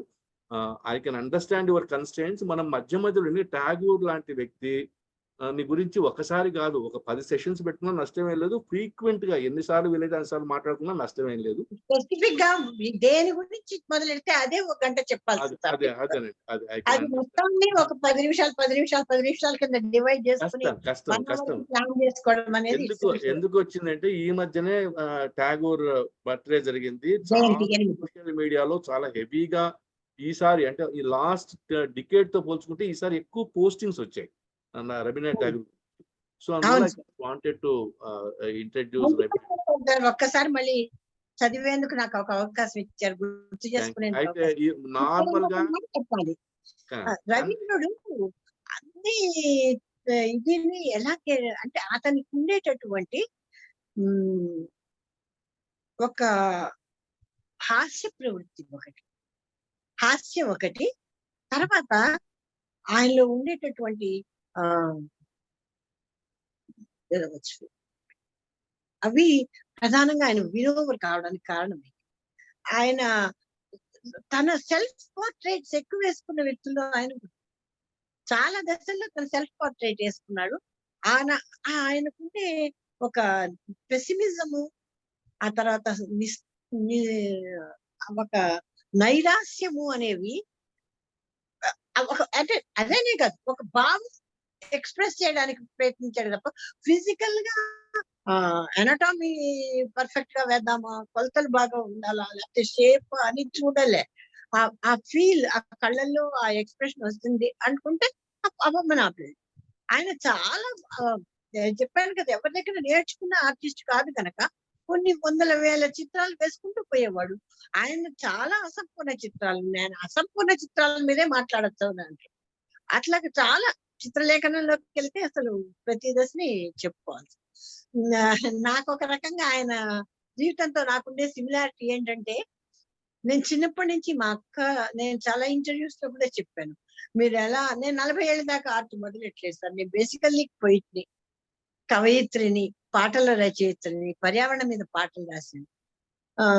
అలా ఉన్న నేను 40వ ఏట హఠాత్తుగా చిత్రలేఖనం మొదలుపెట్టాను. అంతవరకు నేను చేశాను.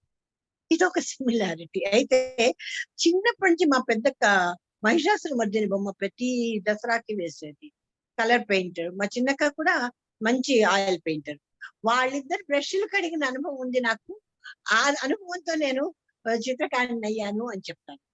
అలాగే నా చిత్రాలు చుక్కలు లేని ముగ్గులు లాంటివి. నేను ఏ స్కెచ్ వేసుకోను, స్పాంటేనియస్ గా ర్యాండమ్ ఒక భావం అనుకుంటా, ఒక విషయం అనుకుంటా వేసేస్తాను అంతే చిత్రం. డైరెక్ట్ ఫెవికాల్ తో, నేను పెన్సిల్ తోనో పెన్ తో కాదు, ఫెవికాల్ తో వేస్తాను. ఏదో ఒకటి కొలాజ్ చేసి కొలాజ్ చిత్రాలు చేస్తాను అనమాట. ఫెవికాల్ తో లైన్ డ్రాయింగ్ లాగా అనమాట, spontaneous line drawing with Fevicol అనమాట.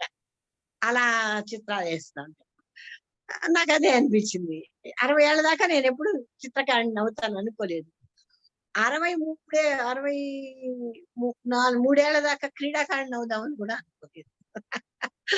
అలాగా ఒక్కొక్క దశలో ఒక్కొక్కటి మనని మనం యాక్టివ్ గా పెట్టుకుంటూ మనం ఏదో ఒక విధంగా ఎదుటి వాళ్ళకి ఇన్స్పిరేషన్ కలిగించగలిగితే చాలు కదా.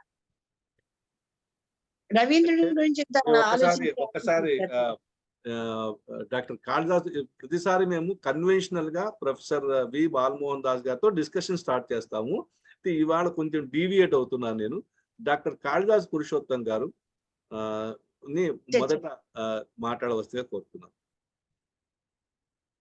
సుహాసిని గారు నిన్న మాట్లాడారు, ఈ రోజు కూడా మాట్లాడారు. నాకు చాలా సంతోషం. మిత్రురాలు అంటే మీరు చెప్తున్నారు కాబట్టి,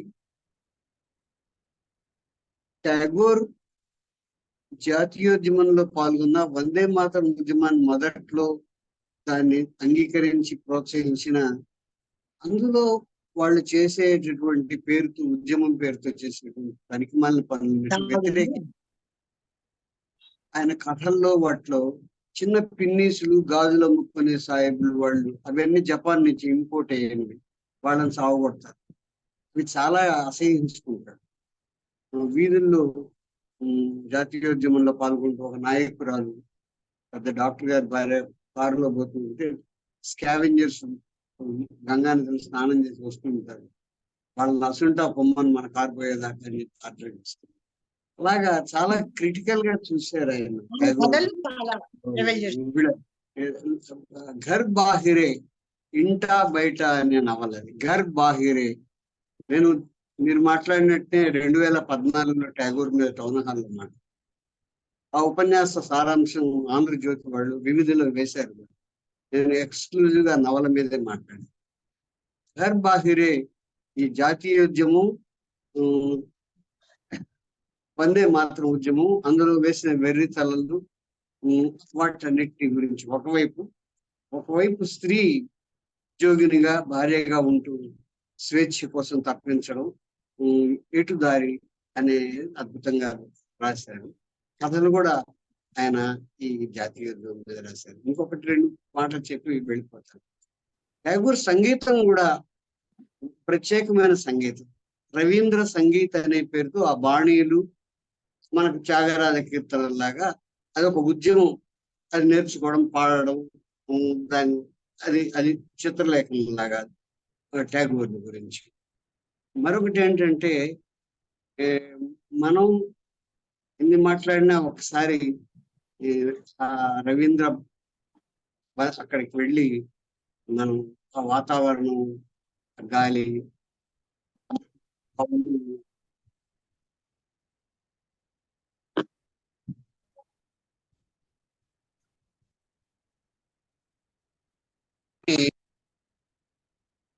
సార్ వినిపించటం లేదు.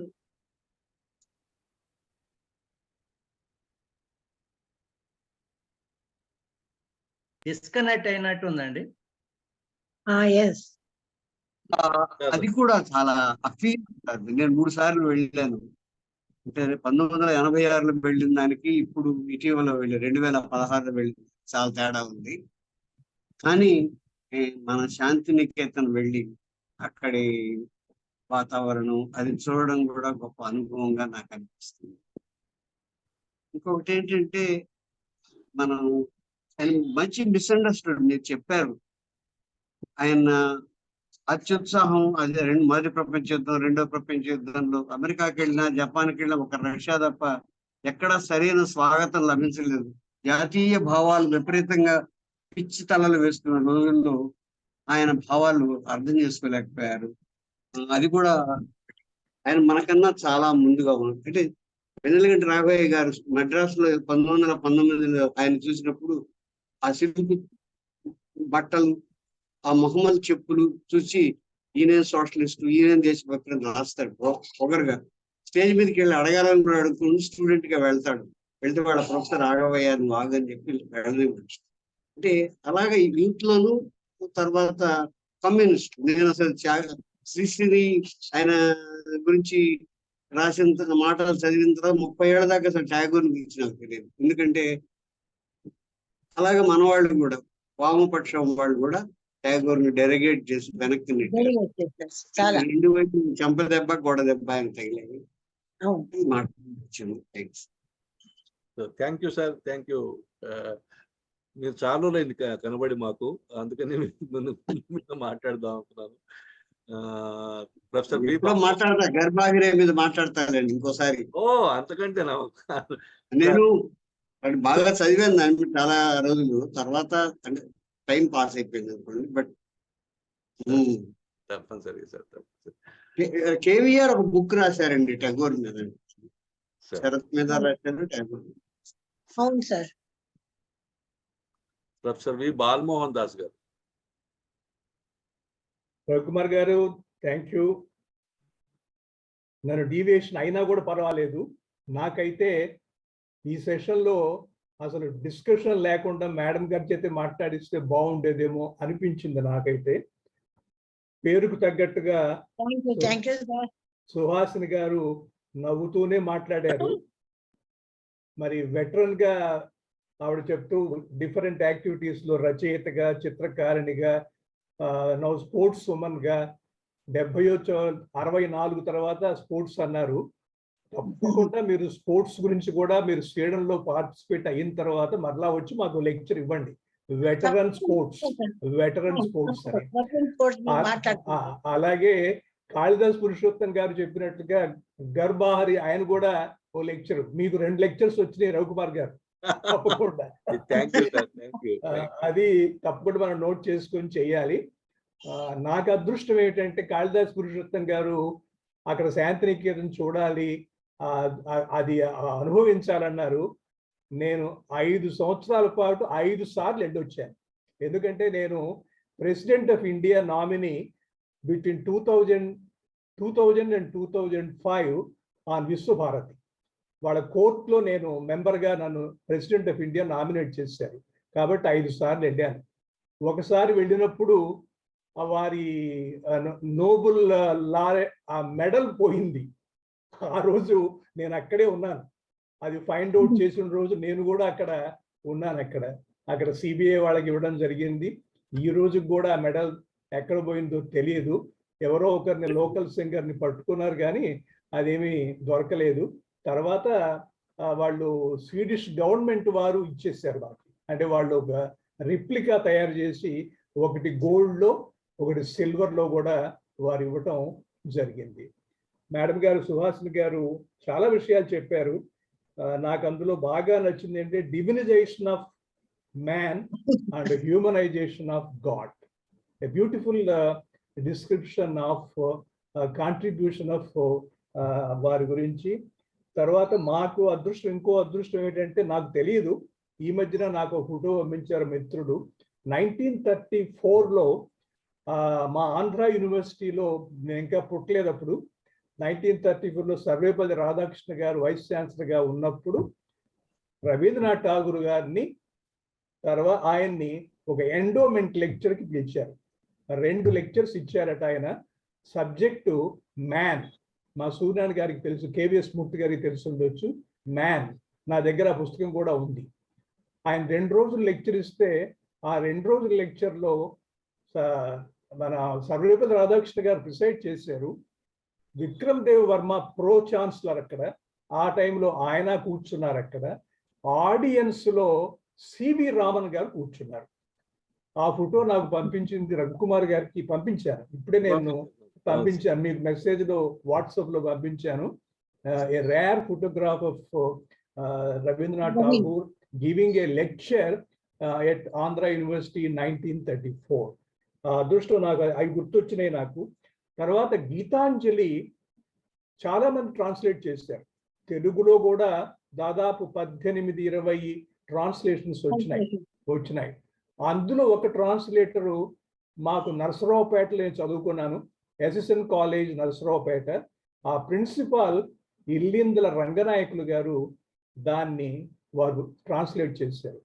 ఆ పుస్తకం కాపీస్ అయిపోయినాయి అని మా మిత్రులంతా కలిసి ఈ మధ్యనే దాన్ని రీప్రింట్ చేసి మరలా రిలీజ్ చేశాం. అది ఒక 4 ఏళ్ల క్రితం జరిగింది. అవన్నీ నాకు తీపి గుర్తులు చాలా వచ్చినాయి.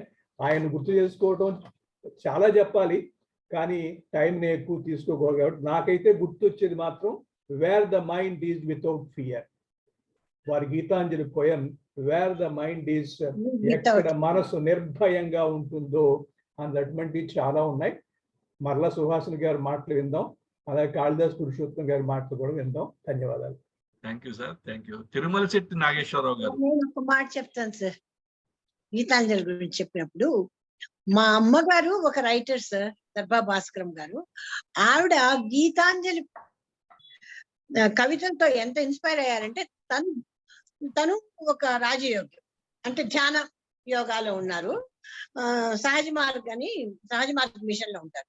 ఆమె భావాంజలి అని ఒక చిన్న బుక్ రాసి వచన కవితలు 69లోను 70లోను పబ్లిష్ చేస్తున్నారు సార్. నా బాల్యం అమ్మగారి భావాంజలి. తిరుమల శెట్టి నాగేశ్వరరావు గారు. నమస్కారం అండి. సార్ రెండు ఈయన కూడా రవీంద్రనాథ్ ఠాగూర్ మీద విశేషమైన కృషి చేశారు తిరుమలశెట్టి నాగేశ్వరరావు గారు. అది కృషి ఏమి కాదండి, మనసులో ఉన్నది చెప్పాను. Because I love him so much. Couple of things. రెండు దేశాలకి జాతీయ గీతాలు రాసింది రవీంద్రనాథ్ ఠాగూర్ గారు ఒక్కరే ప్రపంచంలో. ఇంకొకటేమో నాకు గీతాంజలి, గార్డనర్ అనే, క్రెసెంట్ మూన్ ఎన్నో పుస్తకాల్లో ఎంతగా గుర్తొస్తా ఉంటాయంటే, ఒకసారి ఎస్వి రామారావు గారు అబ్స్ట్రాక్ట్ ఆర్టిస్ట్, నాకు చాలా మిత్రులు అనమాట, షికాగోలో ఉంటారు. అక్కడ మొన్న వెళ్ళి కలిసి కూడా వచ్చాను. ఆయన ఇప్పుడు ఉంటుంది కూడాను, నేచర్, బ్యూటిఫుల్ నేచర్ అక్కడ. అయితే నేను టలహాసీలో ఉన్నప్పుడు ఒక వేసవికాలం ఇంటి పెరట్లో కోతులు తీస్తా ఉన్నా. సరస్వతికి, మా మిస్సెస్ సరస్వతికి గార్డెనింగ్ అంటే చాలా ఇష్టం. అయితే రామారావు గారు ఫోన్ చేశారు, నాగేశ్వరరావు గారు ఏం చేస్తున్నారు ఏమిటి అని అంటే, అయ్యా గోతులు తీస్తున్నాను, మా ఆవిడ మొక్కలు పెట్టుకుంటుందనే ఉద్దేశంతో, కానీ ఇంత ఎండగా ఉన్నా కూడా నాకేం శ్రమ అనిపించటం లేదు. ఎందుకు అంటే ఈ తివాసి లాంటి ఈ పచ్చిక మీద ఈ పక్కన ఇవి మొలిస్తే, వాడికి పుష్పించితే, నా డ్రీమ్ విష్ ఆమెకి సున్నితంగా దీని మీద నడిచి వచ్చి పుష్పాలని చూసి ఆనందించితే చాలు అని అనిపిస్తుంది, అందుకని శ్రమ అనిపించట్లేదు అని అంటే మేమిద్దరు నవ్వుకున్నాము. తర్వాత నాకు చాలా సిగ్గయింది. ఏమిటి అంటే, పక్కనే భార్య ఉంది, ఎవరో గురించి ఏమంటారా ఈయన ఇట్లా అంటున్నాడని అనుకుంటుందేమో అని. కానీ ప్రకృతి మీద ఉన్న నాకు ప్రేమని బట్టి తను అర్థం చేసుకుంటుందిలే అని అదొకటి. ఇంకోటేమో మేమిద్దరమును ప్రతి శుక్రవారం వెళ్ళి, తనేమో హాస్పిటల్ డ్రాప్ చేసేవాడిని, నేనేమో ఆ బీచ్ పక్కనే నడుచుకుంటూ వెళ్తూ ఉండేవాడిని అనమాట.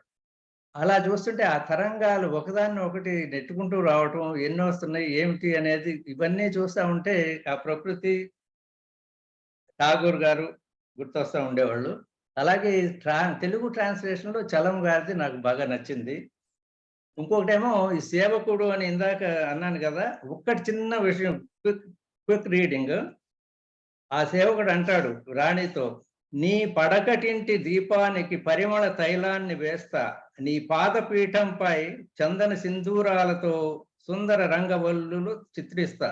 అయితే రాణిగారు అంటారు, ఈ నౌకరికి బత్తెమేమిటో, నీ మిసిమిసి నవ్వులు, నీ కొనరు చూపులు అంతే, నీకు నీరాజనాలు అర్పించటం, అఖిల లోకాన్ని ఆజ్ఞాపించే ఆ పెదవులతో ఒక్కసారి నవ్వితే అదే నాకు బత్తెం, బహుమానం.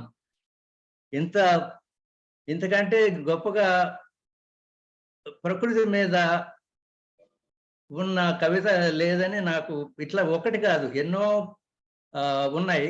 ఇంకొకటేమో బాలమోహన్ దాస్ గారు అన్నట్టుగా wear the mind is without fear అనేది నాకు రోజు గుర్తుకొచ్చేది. ఎందుకంటే మన వాతావరణంలో, మన దేశంలో, మన రాష్ట్రంలో, మన ప్రాంతంలో ఎన్నెన్నో జరుగుతూ ఉంటే చాలా నిరాశ, నిస్పృహ ఉన్న, at the end of the day చివరి చరణమే గుర్తొస్తుంది, into that heaven of freedom my father let my country awake. అదొక ఆశాజనకంగా అనుకుంటూ తృప్తి పడతాను ఆ రోజుకి. Thank you for this opportunity, appreciate this whole programme. Suhasini garu ధన్యవాదాలు. Thank you sir. Doctor Kasarla Rangarao గారు.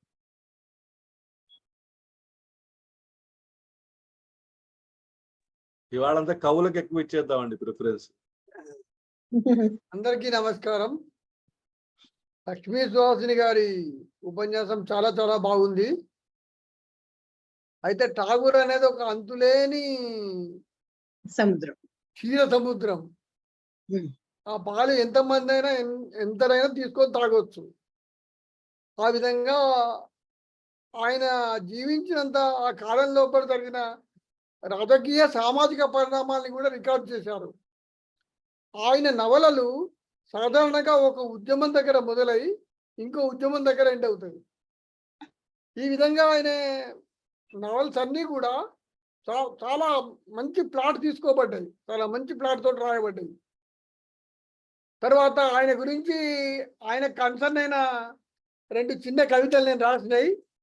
అయితే నా ఫస్ట్ వచన కవితల పుస్తకానికి నేను భాషాంజలి అని పేరు పెట్టాను.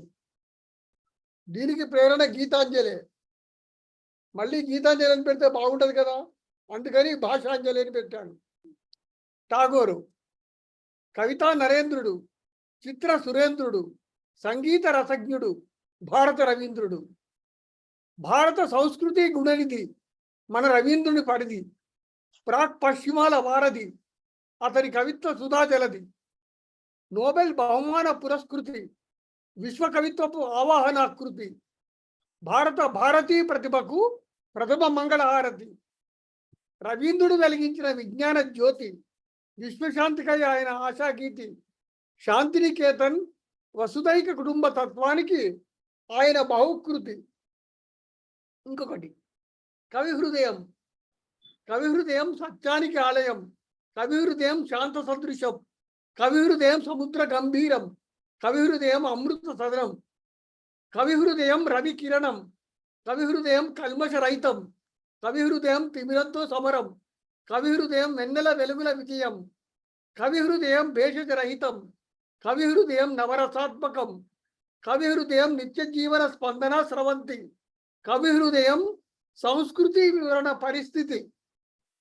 కవి హృదయ విశ్వ సంగీత జరిలో ప్రపంచపు ఆనందరాగాలు అనుభూతి భావాలు వినిపించాలి. కవి హృదయ విశ్వవీణ తంత్రులలో ప్రపంచ దుఃఖ నివారణ శాంతి సమాధాన కనిపించాలి. ధన్యవాదములు. Thank you. డాక్టర్ కేవీఎస్ గారు. చాలా బాగా చెప్పారండి రవీంద్రనాథ్ ఠాగూర్ గురించి. అది ఎంత తవ్వినా తరగని నిధి. ఏం మాట్లాడగలం మనం దాని గురించి? జీవితాంతం మాట్లాడుతూనే ఉండాలి దాని గురించి. ధన్యవాదాలు సార్. డాక్టర్ నరేష్ గారు, దోనేపూడి నరేష్ బాబు గారు. సార్ చాలా నమస్తే అండి. మేడం గారు చాలా అద్భుతంగా చెప్పారు, కొత్త విషయాలు చెప్పారు. కేవలం పొయిటిక్ అప్రిసియేషన్ కాకుండా దాని వెనకాల ఉన్న ఫిలాసఫీ చెప్పడం చాలా బాగా నచ్చింది. వారికి ధన్యవాదాలు. సార్ హైమవతి గారు.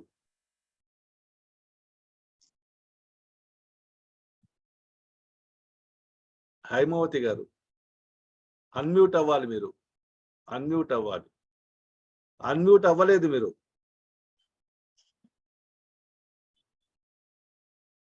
స్వర్ణల. నమస్కారం అండి. మేడం గారు చాలా చాలా బాగా చెప్పారు. రవీంద్రనాథ్ ఠాగూర్ గురించి వింటుంటే అసలు మొదలు రఘుకుమార్ గారికి మీకు ధన్యవాదాలు చెప్పాలి. మేడం గారి చేత ఇంత చక్కటి ఉపన్యాసం ఇచ్చినందుకు. మీతో మనమేంటంటే ఆవిడతో మరికొన్ని ఉపన్యాసాలు ఇప్పించమని. చాలా చాలా బాగుంది. ఎంత ఎడ్యుకేటివ్గా ఉందో చెప్పలేము. చాలా సంతోషం. ధన్యవాదాలు సార్. థ్యాంక్ యూ అండి. స్వర్ణలత గారు. సార్ అందరికీ నమస్కారాలు. ముఖ్యంగా ఈరోజు స్పీకర్ సుహాసిని గారికి ప్రత్యేకంగా అభినందనలు తెలియజేస్తున్నానండి. చాలా అంటే ఇన్స్పిరేషనల్. మీరు మీ అదంతా చదువుతుంటే మీ రికార్డ్స్ గ్యాలరీ ఉందంటేనే ఎంత మీ అంటే ఎంత ప్రతిభావంతులో తెలుస్తోంది. ఎంతమందికి మీరు ఇన్స్పిరేషన్ గా నిలిచారో కూడా అర్థమవుతుంది. సో మీ ఇలాంటి వారిని పరిచయం చేసినందుకు ముందు రఘుకుమార్ గారికి ధన్యవాదాలు తెలియజేసుకుంటున్నా. ఇవాళ రవీంద్రుని సాహిత్యం కన్నాను రవీంద్రుని గురించి పూర్తిగా ఆయన జీవిత చరిత్ర అంతా కూడా తెలుసుకున్నట్టు అనిపించింది నాకైతే. సాహిత్యం గురించి మాట్లాడాలంటే మీరు అన్నట్టు ఈ బ్రీఫింగ్ మనకు చాలదు, ఈ అంటే ఈ సమయం కూడా చాలదు. కానీ చాలా చక్కగా మొత్తం చాలా వివరంగా కొన్ని నిమిషాలు అనవసరంగా బ్రేక్ వచ్చింది, సారీ. అది టెక్నికల్ ల్యాబ్స్, బట్ రివైవ్ అయింది, అది సంతోషం. నేను బేసిక్ గా టీచర్ అండి. ఎడ్యుకేషన్ సిస్టమ్ గురించి ఆయన చిలకమ్మ చదువు అనే దాంట్లో ఆయన స్టోరీలోనే చెప్పారు. ఇప్పుడు వ్యవస్థలో ఎట్లా ఉంది, చదువు ఎలా ఉంటుంది, పుస్తకాలు ఊరికే పుస్తక పురుగుల్లాగా తయారవుతున్నారు కానీ వాళ్ళలో మానసిక వికాసం జరగట్లేదు అన్న ధోరణితో వాళ్ళ సహజత్వము కోల్పోతున్నారు అనే దాన్ని చాలా చక్కగా చిలకమ్మ చదువులో చెప్పడం జరిగింది రవీంద్రనాథ్ ఠాగూర్ది. ఈవెన్ మేము 6th క్లాస్ లో కూడా ఇప్పుడు ఎక్కడ మనసు నిర్భయంగా ఉంటుందో ఆ పోయం చలంగా రాసిన ట్రాన్స్లేట్ చేసిన దాన్ని పాఠంగా పెట్టాం వాళ్ళకి 6వ తరగతి తెలుగు టెక్స్ట్ బుక్స్ లో. అంటే ఎక్కడ అంటే మనకి రవీంద్రనాథ్ని తీసుకుంటే చాలా మంది నాకు తెలిసి అందరూ కూడా పూర్వంలో అన్ని భాషల్లో కూడా ఆయన కవిత్వాన్ని ఆ గీతాంజలిని ట్రాన్స్లేట్ చేయడానికి చాలా ఉత్సాహం చూపించారు. ఇప్పుడు ఆయన బాలమోహన్ దాస్ గారు చెప్పినట్టు మనకొకరు తెలుస్తున్నారు. కానీ చలం గారిదే ఎక్కువగా అందరికీ తెలిసి పరిచయం అయినది. అలాగే మా తాతగారు కూడా ఇంగ్లీష్ లో ట్రాన్స్లేట్ చేశారండి. సుందరాచారి గారు అని చెప్పి ఆయన అసలు యాక్చువల్ వెస్ట్ బెంగాల్ లో ఉండేవారు. ఆయన అక్కడ బెంగాలీ నేర్చుకుని ఆ బెంగాలీ ఒరిజినల్ వర్షన్ నుంచి ఇంగ్లీష్ ట్రాన్స్లేషన్ చేయడం కూడా జరిగింది. ఇంకొకటి మీకు ఒక చిన్న రిక్వెస్ట్ మేడం, మీరు రీసెర్చ్ లో జానపద పాటలలో స్త్రీల వ్యక్తీకరణ రీతులు అనే దాని మీద పరిశోధన వ్యాసం రాశారని చెప్పారు. దాని గురించి మాకు ఈ సిఎస్డి లో ఒక టాక్ ఇస్తే అది మాకు బాగా ఉపయోగపడుతుందని అనుకుంటున్నాను. మేడం సుహాసిని గారికి ఇప్పుడు చాలా డ్యూటీలు పడ్డాయి ఇప్పుడు. ఓకే, రాసేసుకోండి సార్ లిస్ట్ లో టాపిక్లు మీరు చెప్పండి, డేట్ అప్పటికి నేను చెప్పేస్తాను. అలాగే అలాగే జానపదాల గురించి అయితే ఆగస్ట్ దాకా నేను కొంచెం ఈ స్వీడన్ వెళ్ళి వచ్చేసానంటే కంటిన్యూస్ గా మీరు ఎప్పుడు అడిగితే అలాగే అలాగే అలాగే అలాగే. రవీంద్రని కొటేషన్ ఒకటి గుర్తొచ్చింది ఇప్పుడు ఆవిడ చిలకమ్మ గురించి చెప్తుంటే. It's very simple to be happy, it's very simple to be happy, but it is very difficult to be simple. అంటే ఆయన చిన్న పదాలకు గారడి చేస్తాడు అనమాట. ఒకే పదాన్ని చెప్తాడు, ఆ చెప్పడంలో అటు నుంచి ఇటు మార్చడంలో ఎంత డెప్త్ వస్తుందంటే వాక్యానికి. సరే, మనం భాష గురించి కూడా ఒకసారి కృష్ణ రాము ఏమైనా మాట్లాడతారా? కృష్ణ రాము, మీ కృష్ణమాచారి కదా మీ పేరు, కృష్ణరాము, ఏమైనా మాట్లాడతారా? ఓకే, లక్ష్మీ నాగేశ్వర్ గారు మీరు అన్మ్యూట్ చేసుకోండి. లక్ష్మీ నాగేశ్వర్ గారు.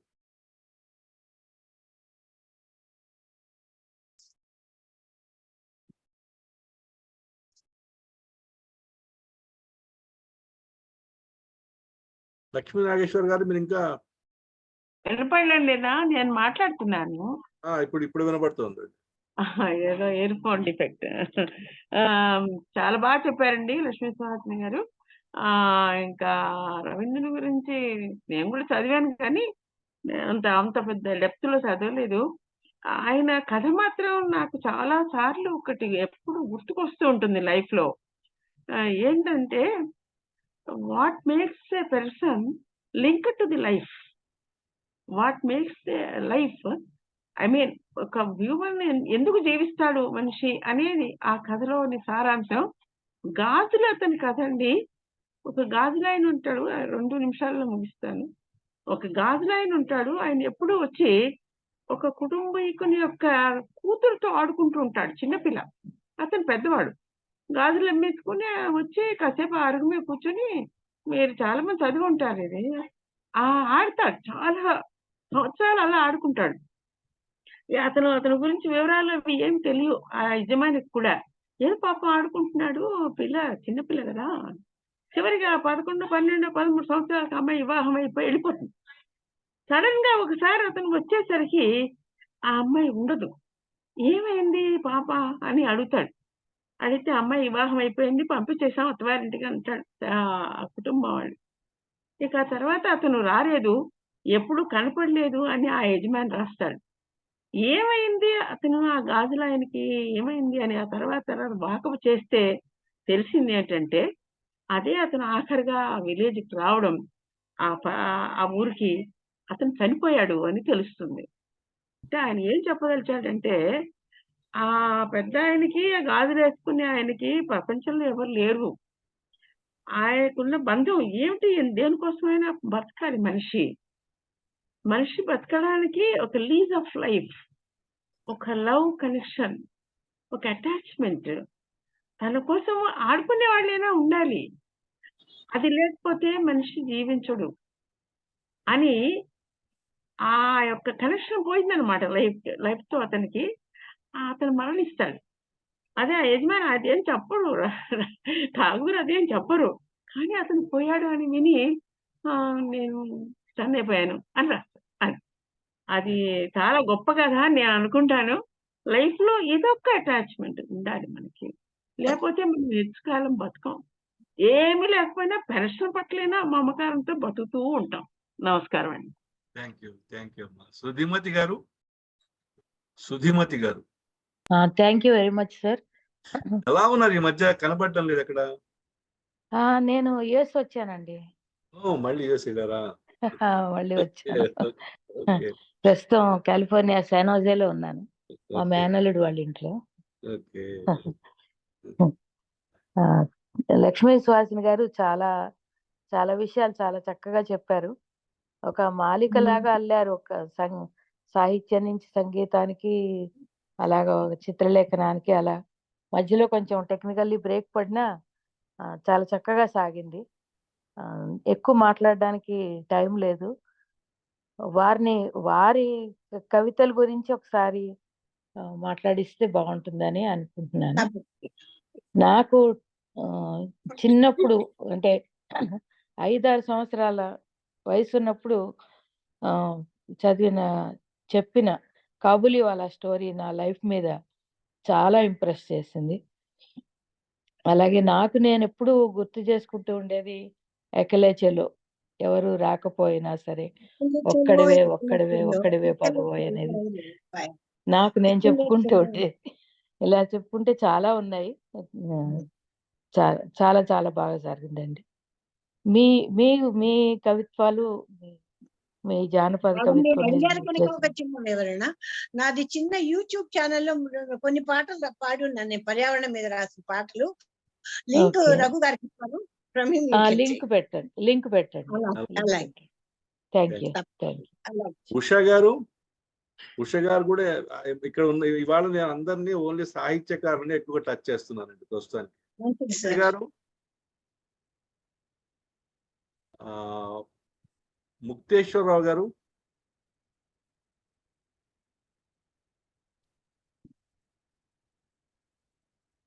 ముక్తేశ్వరరావు గారు సుహాసిని గారి ప్రసంగం చాలా బాగుందండి. ఇవాళ అంటే నాకు ఇంకా నేను కోలుకోవాలా, ప్రసంగం నుంచి బయటికి రాలా. నేను కొనసాగుతున్నాను. ఇప్పటికే అంటే సమయం చాలా అయిపోయింది. నేను పాలనా రంగం నుంచి వచ్చాను కాబట్టి సమయ పాలన దృష్ట్యా నేను ఎక్కువ మాట్లాడలేదు. తర్వాత నా ఇంప్రెషన్స్ వారికి తెలియజేస్తాను. తప్పకుండా సార్, డీటెయిల్ గా చెప్పండి, నేను మళ్ళీ ఇంప్రూవ్ చేసుకోవాలి కదా. థ్యాంక్ యూ అండి. Thank you. ఉష గారు మీరు లైన్ లో ఉన్నారా? పతంజలి గారు. అందరికీ నమస్కారం అండి. గారు చక్కటి ఉపన్యాసం ఇచ్చారు. ఎందుకంటే విషయమేమో అది సముద్రం అంతా, కాకపోతే మీరు సంగీతం కింద సాహిత్యం కింద అట్లా డివిజన్ కూడా చక్కగా చేసుకుని చిత్రలేఖనం అన్ని కూడా బ్రీఫ్ గా అయినా కానీ మంచి ఇంట్రడక్షన్ ఇచ్చారు, పరిచయం ఇచ్చారు. చాలా సంతోషము. ఓకే, దీన్ని ఏమంటారు, ఠాగూర్ గారు అనగానే ఎప్పుడో నేను కాలేజీలో ఉండే రోజుల్లో ఆయనవి స్ట్రే బర్డ్స్ అని ఒక చిన్న పుస్తకం ఉండేది. ఒక చిన్న 40 పేజీల పుస్తకము, కొటేషన్స్ మాత్రమే. ఆయన కొటేషన్స్ అన్ని ఒక చోట స్ట్రే బర్డ్స్ అని చిన్న బుక్, దాన్ని నేను ట్రాన్స్లేట్ చేశా.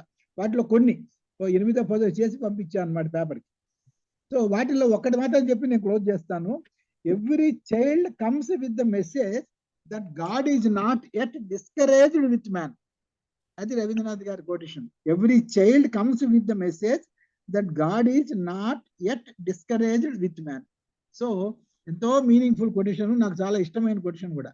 అందుకనే అది చెప్పి మళ్ళీ ఇప్పుడు సమయం అయిపోయింది కాబట్టి మళ్ళీ ఇంకొకసారి వీడియో చేద్దాం. మీరు ఇంకో ఉపన్యాసం కూడా ఇస్తే బాగుంటుంది. ఓకే అండి. Thank you sir. Thank you. Doctor Muralidhar గారు. అందరినీ ఇబ్బంది పెడుతున్నాను, మిమ్మల్ని అందరినీ నేను నెమ్మదిగా పిలుస్తున్నాను, ఏం అనుకోకండి. సుహాసిని గారు చాలా చక్కగా చెప్పినారు అన్నటువంటిది అండర్ స్టేట్మెంట్. చాలా అద్భుతంగా ఉంది మేడం. మీరు స్వీడన్ కి వెళ్ళినా గానీ సరే మీరు మాతో కాంటాక్ట్ లో ఉండొచ్చు. సిఎస్డి తోటి స్వీడన్ మనకేమీ దూరం లేదు అందరూ కాబట్టి అది that did not be an excuse. Second thing, ఇక దాని తర్వాత వీటికి సంబంధించి అందరూ గుర్తు చేసుకుంటున్నట్టే చిన్నప్పుడు చదివిన పత్తిక్ చక్రవర్తి పాఠం కూడా నాకు గుర్తొచ్చింది. వీటన్నిటికంటే ముఖ్యమైన విషయం ఏమనంటే, మీరు ఈ వయసులో కూడా ఇంత అద్భుతంగా ఆరోగ్యంగా ఉండడం అన్నటువంటిది ఒక ఇంచుక అసూయ కలిగిస్తున్నటువంటి విషయం మాకు. ఎందుకంటే ఎప్పుడు రోగాలతోటి, రొచ్చులతోటి, పేషెంట్లతోటి, ఆపరేషన్లతోటి డాక్టర్ని నేను ఉంటున్నటువంటి మాకు మీలాంటి సాహితీవేత్తలతోటి సమయం గడపడము అన్నటువంటిది నిజంగా నాకు పెద్ద, నేను కవిని కాదు, సాహితీవేత్తను కూడా ఏం కాదు. కాకపోతే మీ ఆరోగ్య రహస్యం అన్నటువంటిది నాకు ఇప్పుడు అర్థమవుతుంది. రఘుకుమార్ గారు సాహితీవేత్తలతోటి మొట్టమొదట మాట్లాడడం కూడా సమయోచితంగా ఉంది. మిమ్మల్ని మీ స్పీచెస్ మాత్రం మేము సిఎస్డి తరఫు నుంచి మరింతగా మేమందరం కూడా కోరుకుంటున్నాం madam. Thank you very much. ఇక ఒక 2-3 మిగిలినట్టున్నారండి మాట్లాడడానికి. వాళ్ళని పిలిచే ముందు సెంటర్ ఫర్ సోషల్ డైలాగ్ ఒక బాల్య స్మృతులు అనే పేరుతో అడిగా మనం. ఒక 5 నుంచి 10 పేజీల మధ్య మీ చిన్న 7-15 ఏళ్ల లోపుగా మీ బాల్య స్మృతులని 5 నుంచి 10 పేజీల మధ్య రికార్డ్ చేసి పంపించమని, దాన్ని ఒక బుక్లెట్ గా వేద్దామని. అయితే ఈ సమాచారం తర్వాత ఒక 12 మంది మాత్రమే ఇప్పటిదాకా పంపించారు. ఎందుకంటే ఈ మొత్తం యాక్టివిటీకి మనకు స్వర్ణలత గారు ఇన్ఛార్జ్ గా ఉన్నారు, కృష్ణమోహన్ గారు, స్వర్ణలత గారు కలిసి చేస్తున్నారు. కాబట్టి ఇంకా ఎవరైనా సరే బాల్య స్మృతులు ఇద్దాము అని అనుకుంటే కనుక ఒకసారి ఆ స్వర్ణలత గారికి ప్లీజ్ పంపించండి డైరెక్ట్ గా. ఎవరైనా సరే ఒక 5 pages to 10 pages మధ్యలో 10 to 15 years లోపల అయిపోవాలి ఆ బాల్య స్మృతులు అనేది. అది మేడం గారు చెప్పింది.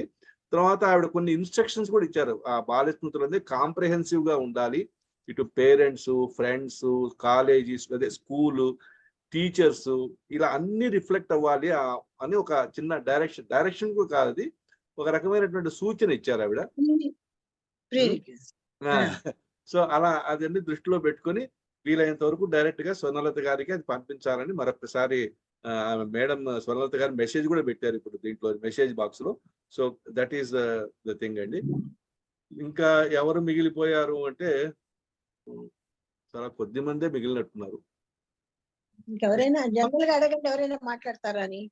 కృష్ణ అంటే అట్లా కాదమ్మా. ఇప్పుడు కొంతమంది ఇక్కడ ఉంటారు, వాళ్ళు అంటే మౌనమునులు, అడి గట్టిగా కదిపితే తప్ప మాట్లాడరు వాళ్ళు. కృష్ణమని మాట్లాడతాను.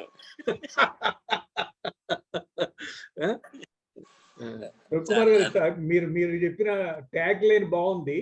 మౌనమునులోనే ఒక టాపిక్ రావాలి మనకి. మునే మౌని సార్, కానీ మౌనములో అనేది డబల్ అసెషన్. అంతకంటే ఎక్కడ సార్ ఇండియాలో చాలా మంది మౌనంగా లేరు. ఇద్దరిని అలా అన్నారు, పివి గారిని, మన్మోహన్ సింగ్ ని. అదే సార్, ఇద్దరిని మౌనములు అన్నారు వాళ్ళు. అవును. Stoic philosophers. కృష్ణమోహన్ తర్వాత ప్రకాష్, మీ రిఫ్లెక్షన్స్ ఇస్తే ప్రసూన, మీరు ముగ్గురే మిగిలిపోయినట్టున్నారు. ఉషా గారు లైన్ లో లేనట్టున్నారు. రఘు చాలా బాగుంది. Waiting to hear the next. Thank you. Time 7:40 అయింది, చూసుకోబోద్దిగా. అదే క్లోజ్ చేద్దాం, త్వరగానే క్లోజ్ చేద్దాం. కొంతమందికి ఇవాళ మాట్లాడే అవకాశం రాకపోతే నన్ను క్షమించండి. ఉద్దేశం ఏం లేదు, వేరే ఉద్దేశం ఏం లేదు. కృష్ణమోహన్. ఏం లేదండి, చిన్న షేర్ చేసుకుంటాను నేను. మాకు స్కూల్ ఎడ్యుకేషన్ లో రవీంద్రనాథ్ ఠాగూర్ గారి ఎడ్యుకేషనల్ ఫిలాసఫీలో అది chapter, philosophy of education of Gandhi, Tagore and others ఉంటాయి. ఇంకోటి, ఇప్పుడు మన సుహాసిని గారు చాలా గొప్పగా, చాలా మెచ్యూర్డ్ గా మాట్లాడారు. మన తెలుగు కవులతో కూడా పోల్చుకుంటూ తను ఏం చేశారనేది అన్ని విషయాలు తను బాగా చదివి అధ్యయనం చేసి చెప్పినట్లుగా ఉంది. ఇంకోటి, మేము స్కూల్ ఎడ్యుకేషన్ మేము చదువుకున్నప్పుడు, ఇది హై స్కూల్లో చదువుకున్నప్పుడు హోమ్ కమింగ్ అనేది ఒక లెసన్ ఉండింది బై రవీంద్రనాథ్ ఠాగూర్. అది చాలా ఇన్స్పిరేషన్. అది షేర్ చేసుకోవడానికి నేను మాట్లాడుతున్నానండి. బెంగాల్ మనకి చిన్న విషయాలు ఇవ్వలేదు, చాలా గొప్ప వాళ్ళని ఇచ్చింది. అది మృణాల్ సేన్ కావచ్చు, సత్యజిత్ రే కావచ్చు, చాలా సైంటిస్టులు, జగదీష్ చంద్రబోస్ కావచ్చు, చాలా గొప్ప వాళ్ళని ఇచ్చింది. అందులో అగ్రగణ్యుడు మన రవీంద్రనాథ్ ఠాగూర్ గారు, విశ్వకవి రవీంద్రుడు. Is versatile. Thank you very much అండి. Thank you. సో 7:40 అవుతోంది. ఒక లెస్ దాన్ 3 minutes రిఫ్లెక్షన్స్ తో, అంటే మెయిన్ స్పీకర్ రిఫ్లెక్షన్స్ తో మనం letters come to the end of the session today. ఎందుకంటే జనరల్ మనం ఇంతకుముందే డిసైడ్ చేసుకున్నాము 7:30కి ఎట్టి పరిస్థితిలో క్లోజ్ చేయాలని. ఇవాళ మనం ఒక 15 minutes క్రాస్ అయ్యాం కాబట్టి డాక్టర్ సుహాసిని గారు మీరు ఒక 3 minutes రిఫ్లెక్షన్స్ తో క్లోజ్ చేస్తే మనం ఈ వాటి సెషన్ ఎండ్ చేద్దాము. తర్వాత మీతో will plan more sessions. Suhasini గారు. ఓకే, నిజానికి రవీంద్రుడి గురించి ఎవరైనా మాట్లాడతారా అని మీరు గ్రూప్ లో పెట్టగానే 3 రోజుల ముందే నేను నిర్ణయం తీసుకుని ఆ రోజు కూడా ఇంకా పూర్తిగా చెప్పలేను, అయినా కూడా ముందే ఒక మాట చెప్పేశాను. ఎందుకంటే అదే రోజు నన్ను అధ్యక్షత వహించమని అడిగారు టౌన్ హాల్లో రవీంద్ర జయంతి, మెయిన్ స్పీకర్ గా చంద్రలత గారు. అప్పటికి దానికోసం 15 minutes ఎటు ప్రిపేర్ అవ్వాలి, ఇంకో 45 minutes ఒక్కసారి 1 hour ప్రిపేర్ చేసుకోవచ్చు అనుకుని మళ్ళీ ఒక్కసారి ఒప్పుకుంటేనే మళ్ళీ వెనక్కి తిరిగి చూడగలుగుతాను. కేవీఆర్ రాసిన పుస్తకం చదివాను, కేవీఆర్ వ్యాసాల్లోనూ చూశాను రవీంద్రుడి గురించి, కానీ అది చాలా గతం కదా. ఇప్పుడు మళ్ళీ ఫ్రెష్ గా చదవాలి, ఆయన జయంతి సందర్భంగా ఆయన మళ్ళీ రికలెక్ట్ చేసుకునేందుకు అవకాశం ఇచ్చినందుకు చాలా సంతోషం. ఆయన ఒక కొటేషన్ గుర్తు చేస్తాను. నీ జీవితంలో సూర్యుడు వెళ్ళిపోయాడే అని ఏడుస్తూ కూర్చుంటే కన్నీళ్లు నువ్వు నక్షత్రాలని చూడకుండా అడ్డుకుంటాయి అంటాడు. అంటే కన్నీళ్లు అనేవి లాక్రిమల్ గ్లాండ్స్ సెక్రేషన్ సింప్లీ, కానీ ఈ దేశంలో ఆడవాళ్ళకి లాక్రిమల్ గ్లాండ్స్ చాలా ఎక్కువ సెన్సిటివ్ గా ఉంటాయి. పాపం వాళ్ళు వద్దన్నా కన్నీళ్లు కారుస్తూనే ఉన్నారు. ఈ కన్నీళ్లు లేని సమాజాన్ని కలగంటూనే నాకు 70 చేస్తుంది. సమీప భవిష్యత్తులో అయినా ఆడవాళ్ళు, దళితులు అందరూ సంతోషంగా ఉండే రోజు కోసం కలగంటే మళ్ళీ శ్రీశ్రీ గుర్తొస్తాడు. ఉందిలే మంచి కాలం ముందు ముందు. ఎనీవే ఇట్లా మళ్ళీ నన్ను రీథింక్ చేసుకునేందుకు చాలా రోజులు, నేను రిటైర్ అయిపోయి 12 ఏళ్ళు అయిపోయింది. పాఠాలు చెప్పి మొదలెడితే గంట చెప్పి ఆ రోజులు అయిపోయాయి. ఇప్పుడు మొదలెడితే డేట్స్ గుర్తురావా, పేర్లు పూర్తిగా గుర్తుంటాయో లేదో, ఇట్లాంటి చిన్న మీమాంసతో సంశయంతోనే మొదలెడుతున్నాను. స్టిల్ సక్సెస్ఫుల్ గా గుర్తు పెట్టుకుని చెప్పగలిగాను సంతృప్తితో. మీ అందరి అభినందనలకి కృతజ్ఞతలు.